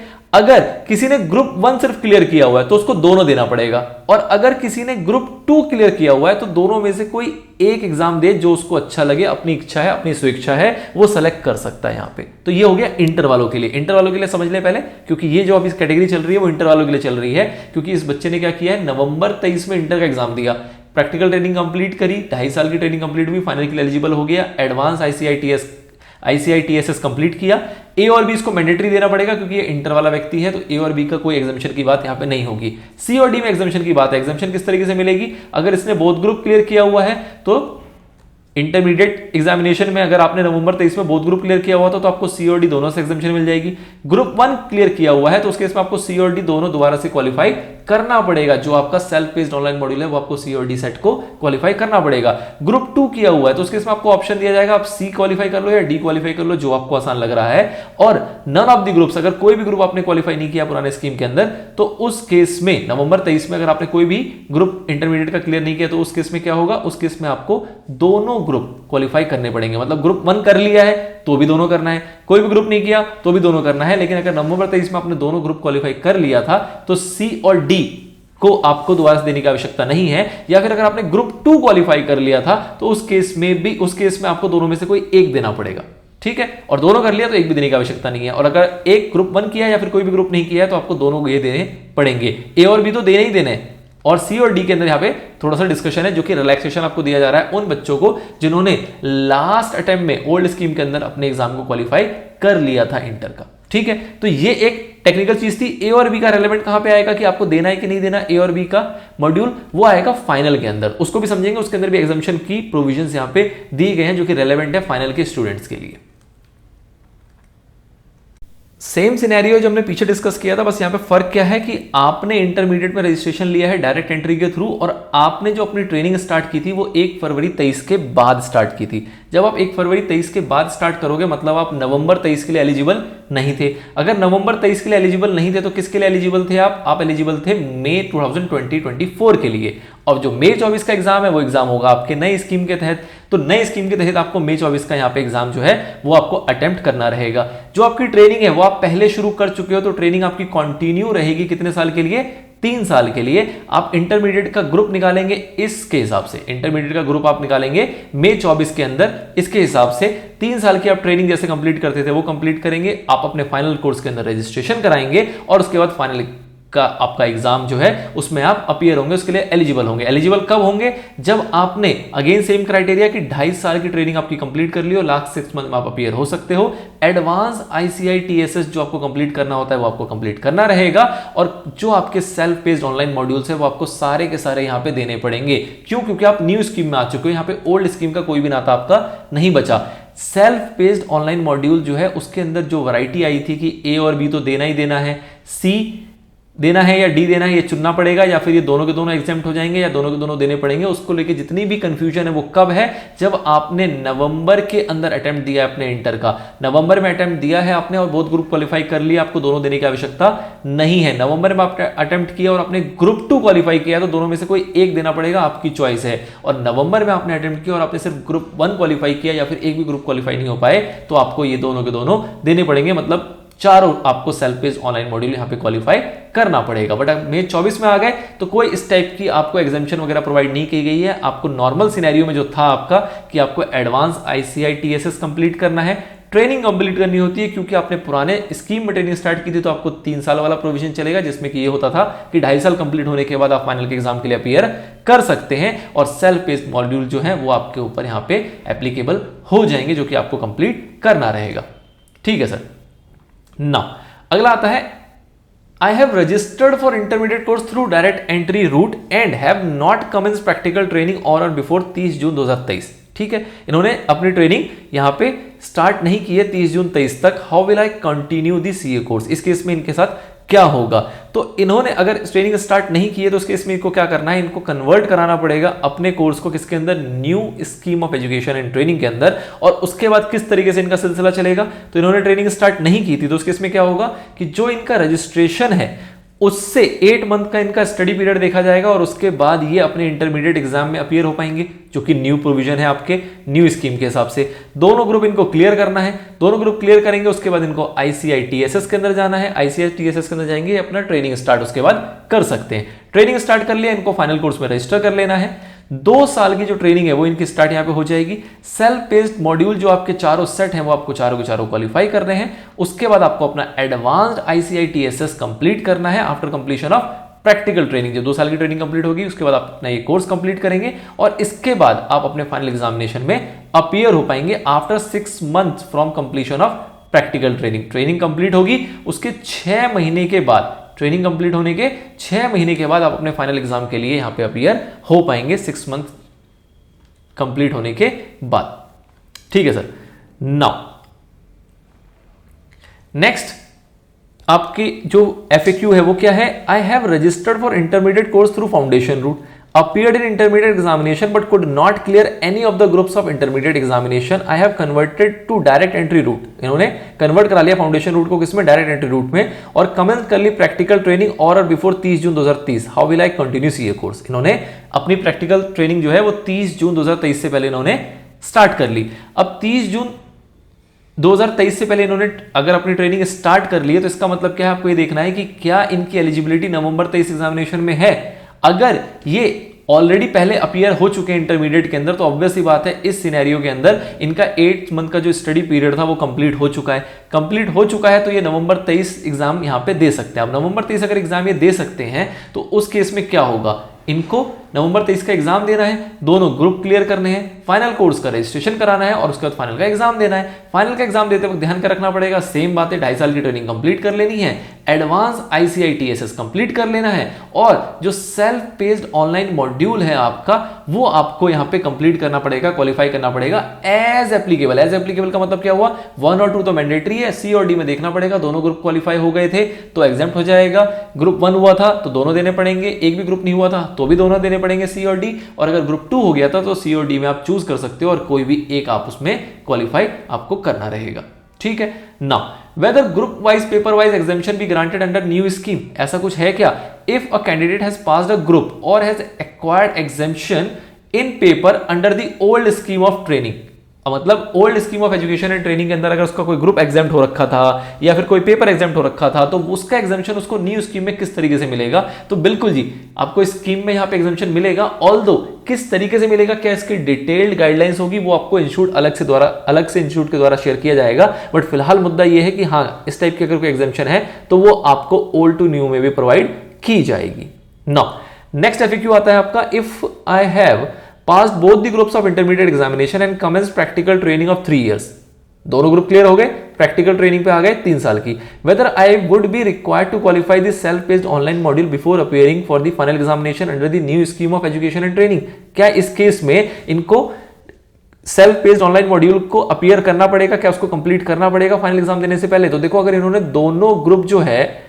दोनों जो ग्रुप थे इंटरमीडिएट के वो इन्होंने अगर कंप्लीट कर लिए तो आपको पता है अगर दोनों ग्रुप कंप्लीट कर लेता है तो C और D की एग्जामिनेशन मिल जाती है। अब आपको अगर अपीयर करना है May 24 के अंदर, तो May 24 में अगर आपका फाइनल में अपीयर करना है तो उसके इसमें आपको ऑप्शन क्या दिया गया कि भैया जो May 24 में अपीयर कर रहे हैं ना उसको सेट A और B देना तो पड़ेगा, लेकिन उनको क्या ऑप्शन दिया गया कि आप ऐसा करो, आप पहले फाइनल का एग्जाम दे दो, उसके बाद ए और बी में क्वालिफाई कर लेना, और जब इसमें क्वालिफाई करोगे तभी आप मेंबरशिप के लिए अप्लाई कर पाओगे। मतलब कि आपको बस एक छूट दे दी गई कि फाइनल से पहले आपको ए और बी करना था। आपको कहा गया कि ऐसा करो, तुम फाइनल कर लो, इसके बाद ए और बी क्वालिफाई कर लेना, और जब ये क्वालिफाई हो जाएगा, फाइनल क्वालिफाई होगा, ये भी क्वालिफाई हो गया, तब जाके ही मेंबरशिप के लिए आप अप्लाई करोगे, उससे पहले आप अप्लाई नहीं कर पाओगे। ठीक है, ये सिर्फ वन टाइम रिलैक्सेशन है उनके लिए जो कि मई 24 में दे रहे हैं एग्जाम। अगर आप मई 24 में एग्जाम दिया और आप उसको क्लियर नहीं कर पाए, आप अनसक्सेसफुल रहे, तो क्या उसके बाद क्या होगा? उसके बाद जब आप नवंबर 24 में जाओगे तो आपको ए और बी को पहले क्वालिफाई करना है, उसके बाद ही नवंबर 24 का एग्जाम दोगे। ये सिर्फ उनके लिए जिनका मई 24 में पहला अटेम्प्ट है फाइनल का, उनको एक छूट दी गई। किस प्रकार से छूट दी गई कि आप एक काम करो, आप पहले फाइनल का एग्जाम दे दो, ए और बी का जो सेट है वो बाद में क्वालिफाई करना, और उसके बाद जाके आप मेंबरशिप के लिए अप्लाई कर सकते हैं। ठीक है सर, चलिए नाउ नेक्स्ट एफएक्यू क्या है? I have passed one of the groups of intermediate examination and commenced practical training of 3 years। एक ग्रुप इन्होंने पास कर लिया है, 3 साल की ट्रेनिंग स्टार्ट कर दी है। I will pass the balance group of intermediate examination in November 23। बाकी जो बचे हुए वो नवंबर 23 में ये भाई साहब क्लियर कर लेंगे and will become eligible to appear in final May 24। कह रहे हैं मई 24 में ये एलिजिबल भी हो जाएंगे फाइनल के लिए under the new scheme. Whether I would be required to qualify self paced online module before appearing for final examination under the new scheme. तो क्या इनके लिए क्या चीज है? इनको क्या अपीयर यहाँ पे होना पड़ेगा? क्या इनको सेल्फ पेस्ड ऑनलाइन मॉड्यूल जो है वो यहाँ पे क्वालिफाई करना पड़ेगा? तो सेम चीज है कि अगर आपका मई 24 में है तो ए और बी के लिए अगेन आपको एग्जामिनेशन दी गई कि भैया ऐसा करो, फाइनल एग्जाम दे दो, उसके बाद ए और बी में क्वालिफाई करना, बट मेंबरशिप अप्लाई करने से पहले आपको उसको करना पड़ेगा। और अगर मई 24 में आपका काम नहीं बन पाया, आप अनसक्सेसफुल रहते हैं, तो उसके बाद से कोई एग्जामिनेशन इस टाइप की नहीं मिलेगी, आपको ए और बी पहले ही देना पड़ेगा, उसके बाद जाके आप फाइनल में अपीयर हो सकते हैं। Now I have passed group 1 of final examination और will pass group 1 in नवंबर 2023। पहला ग्रुप 1 जो है फाइनल एग्जामिनेशन का वो इनका हो रखा है, या फिर ये ग्रुप 1 जो है वो नवंबर 23 में पास कर लेंगे। How will I continue the case? इस केस में इनको कैसे करना पड़ेगा? तो ये थोड़ी सी एक स्ट्रेंज चीज है, मतलब अलग चीज है, जहां पे फाइनल के ऊपर चर्चा होगी। जब फाइनल के ऊपर चर्चा होगी तो आपको सेट ए और बी के अंदर भी रिलैक्सेशन देखने को मिलेगा, सी और डी में तो मिलना ही मिलना है, उसकी चर्चा हम करेंगे सेपरेटली। चलिए दोस्तों, तो फाइनल एग्जामिनेशन मतलब फाइनल के स्टूडेंट्स जो हैं उनको किस टाइप से रिलैक्सेशन प्रोवाइड किया गया है न्यू स्कीम के अंदर, जब हम बात करेंगे सेल्फ पेस्ड ऑनलाइन मॉड्यूल्स के बारे में, तो वो देखने जा रहे हैं हम। क्या कह रहे हैं यहां पे कि अगर आपने ग्रुप 1 जो फाइनल एग्जामिनेशन का है वो आपने या तो पास कर लिया है, या फिर आप पास कर लेंगे कब? नवंबर 23। नवंबर 23 बोले तो पुराने वाले स्कीम के अंदर। तो उस केस में आपको किस तरीके से कंटिन्यू करना है? तो अगर आपने ग्रुप 1 पास कर लिया है तो उस केस में आपने एडवांस आईसीआई टीएसीएस करना है, आईसीआई टीएसएस करना है, और आपको ग्रुप 2 में अपीयर करना है। ग्रुप 2 आपको क्लियर करना है, कोई दिक्कत वाली बात नहीं है। ग्रुप 2 ऑब्वियसली आप किस में करोगे? आप नए स्कीम में करोगे, क्योंकि आप ग्रुप 1 ओल्ड स्कीम में कर चुके थे, उसके बाद ओल्ड स्कीम का ऑप्शन आपके पास नहीं बचता। Now you would be exempted to qualify self-paced online modules set A, C and D. You can apply for the membership after this। मतलब क्या हुआ कि अगर आप फाइनल में आ गए हो तो सी और डी तो एग्जेम्प्टेड है ही, क्योंकि सी और डी मैंने आपको पीछे बताया था कि सिर्फ और सिर्फ किसके लिए? ये इंटर वालों के लिए, जिन्होंने इंटर क्वालिफाई किया उसमें हम सी और डी का एग्जाम्पशन देखते हैं। बट जिसने इंटर क्वालिफाई करके फाइनल का भी एक ग्रुप निकाल लिया है तो सी और डी तो भूल जाओ। ठीक है, अब बात आती है ए और बी के अंदर। तो अगर आपने ग्रुप 1 क्वालिफाई किया है पुराने वाले स्कीम के अंदर तो आपको ए देने की आवश्यकता नहीं है, और वही अगर आपने ग्रुप 2 क्वालिफाई किया होता तो आपको सेट बी देने की आवश्यकता नहीं थी, सेट ए देना पड़ता। और अगर आपने दोनों क्वालिफाई कर लिया तो आपको ए और बी दोनों देने की आवश्यकता नहीं है। ठीक है, तो आप मेंबरशिप के लिए कब अप्लाई कर सकते हो? जब आप ग्रुप 2 अपना फाइनल का अप्लाई पास कर लोगे।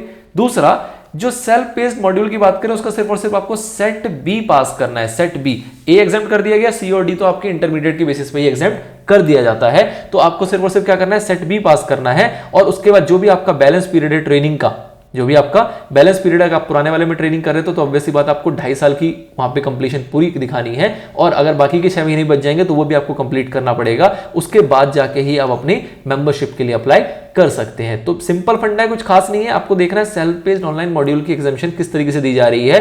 तो इंटरमीडिएट वालों के लिए सी और डी का चयन है, ए और बी तो उनको मैंडेटरीली करना है, बट जब आप फाइनल में आ गए तो सी और डी आपको छोड़ दिया जा रहा है अगर आपने पुराने स्कीम में इंटर क्वालिफाई किया हुआ है या फिर फाइनल का कोई ग्रुप क्वालिफाई किया हुआ है। तो अब अगर फाइनल का ग्रुप 1 क्वालिफाई किया है तो सेट ए माफ है, ग्रुप 2 क्वालिफाई किया है तो सेट बी माफ है, आपको सेट ए देना पड़ेगा। ठीक है, तो अगला सवाल वही है कि अगर ग्रुप 2 पास किया होता तो उस केस में क्या होता? तो सेट बी आपका माफ हो जाएगा, सेट सी और डी तो माफ है ही, आपको ग्रुप 2 अपना क्वालिफाई करना है। सॉरी ग्रुप 2 क्वालिफाई किया हुआ है, ग्रुप 1 आपको क्वालिफाई करना है, ये ग्रुप 2 गलत लिखा हुआ है। उसके बाद सेल्फ पेस्ड के अंदर आपको सिर्फ सेट ए को क्वालिफाई करना है और बैलेंस जो आपकी ट्रेनिंग बची हुई है वो आपको कंप्लीट करनी है, आप मेंबरशिप के लिए अप्लाई कर सकते हैं। Now I have passed either या both the groups of intermediate examination in या before November 22 examination and commenced practical training of 3 years by 30 अप्रैल 2023.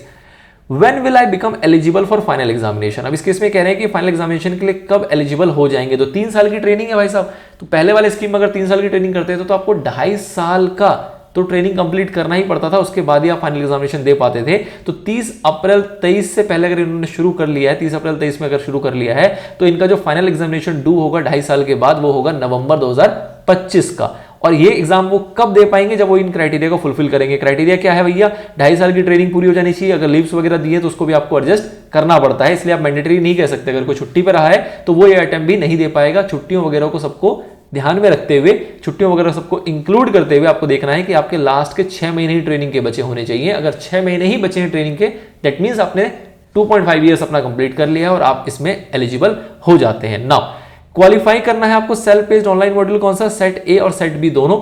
सिर्फ आपको सी और डी की छूट दी जाएगी क्योंकि आपने इंटर क्वालिफाई किया था पुराने स्कीम में, नए स्कीम आप एग्जाम देने जा रहे हो तो सेट ए और बी आपको क्वालिफाई करना रहेगा।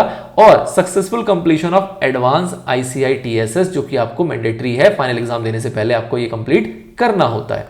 Now I have passed either of the groups of intermediate examination in November 22 or will pass in May 23 examination and not commence practical training.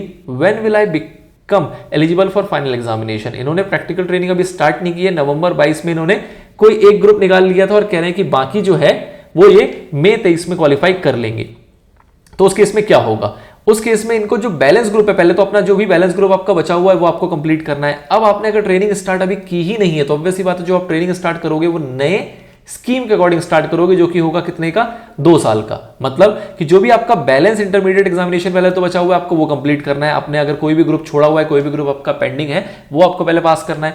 वो पास कर लोगे, उसके बाद आप क्या करोगे, अपनी आईसीआई टीएसएस कंप्लीट करोगे। आईसीआई टीएसएस कंप्लीट करने के बाद आप अपनी ट्रेनिंग स्टार्ट करोगे। ठीक है, ट्रेनिंग स्टार्ट करने के बाद आप अपने फाइनल कोर्स के लिए रजिस्टर करा सकते हो, बट फाइनल कोर्स का एग्जाम कब दे पाओगे, एग्जाम देने से पहले पहले आपके प्रैक्टिकल ट्रेनिंग कंप्लीट हो जानी चाहिए, उसके 6 महीने आपके पूरे हो जाने चाहिए। उसके बाद आपके जो सेल्फ पेस्ड ऑनलाइन मॉड्यूल्स है सेट ए और बी वो आपका कंप्लीट हो जाना चाहिए। सी और डी देने की आवश्यकता नहीं क्योंकि आप पुराने स्कीम में इंटर के बोथ ग्रुप क्वालिफाई कर चुके हो। और आपका जो एडवांस्ड आईसीआई टीएसएस है वो आपको कंप्लीट कर लेना है। ये तीनों चीज आपकी फुलफिल हो जाएगी, आप फाइनल एग्जाम के लिए एलिजिबल हो जाएंगे। ध्यान देना 2 साल की ट्रेनिंग है, 6 महीने ट्रेनिंग को हो जाने चाहिए। मतलब इसका मोटे मोटे सेंस पे मतलब ये है कि आपकी ट्रेनिंग 2 साल कंप्लीट हुई, उसके आपने 6 महीने बैठ के पढ़ाई करिए, तब जाके आप फाइनल के एग्जाम के लिए एलिजिबल हैं, फाइनल एग्जाम देने योग्य माने जाते हैं। ठीक है sir. Now question number 17, I have registered for foundation intermediate final course under the old scheme of education and training and the validity of my registration is expiring before November-December 2023 examination। जो उसकी validity है वो आपकी expire हो रही है। How can I revalidate my registration under the old scheme for being eligible to appear in November December 2023। तो अब अभी पुराने स्कीम में ही आपने रजिस्ट्रेशन कराया था, पुराने स्कीम में ही आपकी वैलिडिटी खत्म हो रही है और आपको अपीयर भी पुराने स्कीम के अंदर ही होना है, तो आपको पुराने स्कीम के रूल्स को फॉलो करना पड़ेगा। उसके हिसाब से जो भी रीवैलिडेशन की आपकी फी होती थी वो आपको जमा करनी पड़ेगी, तब जाके आप एग्जाम फॉर्म भर पाओगे अपने नवंबर-दिसंबर 2023 के एग्जाम का। ठीक है, तो इसके अंदर नए वाले का कोई रूल नहीं है, पुराने वाले सिस्टम को आपको यहाँ पे फॉलो करके चलना है। Now I have registered for foundation intermediate final course or equivalent course under any of the earlier schemes and validity of my registration has been already expired. How can I continue CA course? तो same चीज यहाँ पे आएगा कि अगर आपकी validity already expire हो रखी है तो आपको क्या करना है, आपको कन्वर्जन में जाना है। किसके थ्रू, एसएसपी पोर्टल के थ्रू। सेम चीज आपसे पूछी जाएगी, कन्वर्जन के कोई फीस नहीं ली जाएगी, बट अगर आपने स्टडी मटेरियल पहले लिया हुआ है और आप दोबारा से स्टडी मटेरियल ऑर्डर करते हैं तो आपको स्टडी मटेरियल के पैसे यहाँ पे करने पड़ेंगे। फाउंडेशन का 500, इंटर का 1000 और फाइनल का 1000। बट अगर आपने पहले स्टडी मटेरियल नहीं लिया हुआ था और आपकी जो ये वैलिडिटी थी एक्सपायर हो गई है तो आप कन्वर्जन कराएंगे और कन्वर्जन कराने के बाद आप फ्री ऑफ कॉस्ट नए स्कीम के तहत जो स्टडी मटेरियल है उसको आप ऑर्डर कर सकते हैं। आपको अलग से कुछ भी पे करने की आवश्यकता नहीं है। ठीक है sir. Now if I have already commenced practical training of 3 years, how many leaves will be permitted during the practical training? अगर आपने पुराने हिसाब से पुराने स्कीम के तहत प्रैक्टिकल ट्रेनिंग स्टार्ट की है 3 साल की, तो पुराने हिसाब से ही जो लीव्स की फॉलो आपकी जो लीव्स की गाइडलाइंस थी वही एप्लीकेबल होगी, नए वाली लीव्स की गाइडलाइंस आपके ऊपर एप्लीकेबल नहीं होगी। पुराने स्कीम के अंदर आपको 156 डेज टोटल प्रोवाइड किए जाते थे पूरे 3 साल के अंदर, वो आपके एज इट इज रहेंगे। 3 साल के अंदर आप मैक्सिमम 156 दिन की छुट्टी ले सकते हो, which is on higher side, generally इतना मिलता नहीं है। ठीक है, नाउ नेक्स्ट जो FAQ है वो क्या है, I have commenced practical training of 3 years under the old scheme. ठीक है sir, will my practical training get reduce to 2 years after implementation of new scheme. भैया पुराने में अगर आपने 3 साल का स्टार्ट कर लिया था तो क्या प्रैक्टिकल ट्रेनिंग आपकी कम करके 2 साल की कर दी जाएगी? तो ऐसा बिल्कुल भी नहीं है। अगर आपने 3 साल की ट्रेनिंग स्टार्ट कर दी थी तो आपको पूरे के पूरे 3 साल की ट्रेनिंग की कंप्लीट करनी है अंडर दी ओल्ड स्कीम। नए स्कीम की एप्लीकेबिलिटी वहां पे नहीं आएगी। चलिए दोस्तों, तो अब जो बचे हुए सवाल रह जाते हैं हमारे ट्रांजिशन से रिलेटेड, वो फटाफट से यहां पे डील करेंगे। सबसे पहला जो क्वेश्चन है वो क्या है कि आई have commenced practical training of 3 years under the old scheme of education and training. ठीक है sir, when will I become eligible for final examination. इन्होंने प्रैक्टिकल ट्रेनिंग जो 3 साल की थी वो ओल्ड स्कीम के अंदर कर लिया है, स्टार्ट कर चुके अपनी ट्रेनिंग। कह रहे हैं कि फाइनल एग्जामिनेशन के लिए कब ये एलिजिबल माने जाएंगे। तो फाइनल एग्जामिनेशन में आपको आने के लिए क्या क्या चीजें कंप्लीट करनी पड़ेगी, अपने इंटर के दोनों ग्रुप आपको कंप्लीट करने हैं। उसके बाद आपने एडवांस ICI TSS कंप्लीट करना है। ऑब्वियस सी बात है, ICI TSS तो आपने कर ही लिया होगा, कब? जब आपकी ट्रेनिंग स्टार्ट हुई होगी उससे पहले। सेल्फ पेस्ड ऑनलाइन मॉड्यूल जो है वो आपको क्वालिफाई करना पड़ेगा एज पर दी एप्लीकेबिलिटी, मतलब कि आपने इंटरमीडिएट किस तरीके से क्लियर किया है, आपको C और D के अंदर छूट मिली है, नहीं मिली है, या चारों आपको सेट क्वालिफाई करने हैं, डिपेंडिंग अपॉन दी एप्लीकेबिलिटी आपको यहाँ पे उसको क्वालिफाई करना पड़ेगा। And last but not the least, आपको 2.5 साल की ट्रेनिंग जो है वो कंप्लीट करनी होती है एग्जाम देने से पहले क्योंकि आपकी 3 साल की ट्रेनिंग है। तो उसके अंदर हम कहते हैं कि जब लास्ट 6 मंथ की ट्रेनिंग आपकी बच जाती है including all your leaves and all, तो जाके आप एलिजिबल हो जाते हो अपने फाइनल एग्जामिनेशन के लिए। ठीक है सर, चलिए नाउ नेक्स्ट क्या आता है, I have undergone orientation course and ITT under the old scheme. तो हमें क्या नए वाले जो स्कीम के अंदर ICI TSS है उसके लिए दोबारा से हमें इनरोलमेंट लेना पड़ेगा, दोबारा से वो ट्रेनिंग करनी पड़ेगी? तो ऐसा बिल्कुल भी नहीं है। अगर आपने ओरिएंटेशन कोर्स या ITT पुराने स्कीम के अंदर किया हुआ है तो आपको नए स्कीम में दोबारा से करने की आवश्यकता नहीं है इंटर लेवल पे। सेम फाइनल लेवल पे अगर आपने MCS या फिर एडवांस ITT, ये दोनों जो स्कीम आपके कोर्सेज हुआ करते थे, या आपने अगर ओल्ड स्कीम में कंप्लीट किया हुआ है तो आपको नए स्कीम के अंदर एडवांस्ड ICI TSS दोबारा करने की आवश्यकता नहीं है। अगर किसी ने कोई एक कंप्लीट किया हुआ है, मतलब कि अगर किसी ने OC कंप्लीट की हुई है, ITT बचती है, या ITT किया हुआ है, OC बचता है ओल्ड स्कीम के अंदर, तो उस केस में क्या होगा, उस केस में क्या उसको दोबारा से पूरा का पूरा ICI TSS करना पड़ेगा जिसके अंदर OC और ITT दोनों मर्ज्ड है? नहीं जी, ऐसा नहीं है। अगर आपने OC पहले कंप्लीट किया हुआ है तो आपको बस ITT करना है, और अगर आपने ITT किया हुआ है तो आपको बस OCC करना है, आपको पूरा करने की आवश्यकता नहीं है। और सेम अगर हम फाइनल लेवल पे बात करें तो अगर किसी ने MCS किया हुआ है या फिर एडवांस ITT किया हुआ है तो क्या उसको नए सिरे से, नए वाले स्कीम के अंदर एडवांस्ड ICI TSS करने की आवश्यकता है? बिल्कुल भी नहीं। सेम मैनर पे अगर किसी ने MCS किया हुआ है तो बस उसको एडवांस ITT करना है, और अगर किसी ने एडवांस ITT किया हुआ है तो सिर्फ और सिर्फ उसको MCS यहां पे कंप्लीट करना है, दोनों करने की आवश्यकता नहीं है। नाउ नेक्स्ट है, I have not appeared for final examination under the old scheme and now I have been converted to the new scheme, do I need to undergo advance ICI TSS before appearing in the final examination. अगर आपने पुराने में final examination दिया ही नहीं old scheme के अंदर और नए में आपने कन्वर्ट करा लिया, और ऑब्वियस सी बात है नए के अंदर अगर आपको फाइनल में अपीयर होना है तो उससे पहले आपको एडवांस्ड ICI TSS को कंप्लीट करना पड़ेगा। नाउ नेक्स्ट आता है, I am a student in the old scheme and have not undergone OCC and ITT, do I need to undergo ICI TSS? Obvious सी बात है, आपको प्रैक्टिकल ट्रेनिंग शुरू करने से पहले आपको ये चीजें कंप्लीट करनी पड़ेगी अगर आपने पहले कंप्लीट नहीं किए हुए इन कोर्सेज को तो। And last very important FAQ is, I am a student under old scheme and had commenced practical training without undergoing OC and और ITT as it was not mandatory at that time. उस time पे mandatory नहीं था, इन्होंने training start कर ली।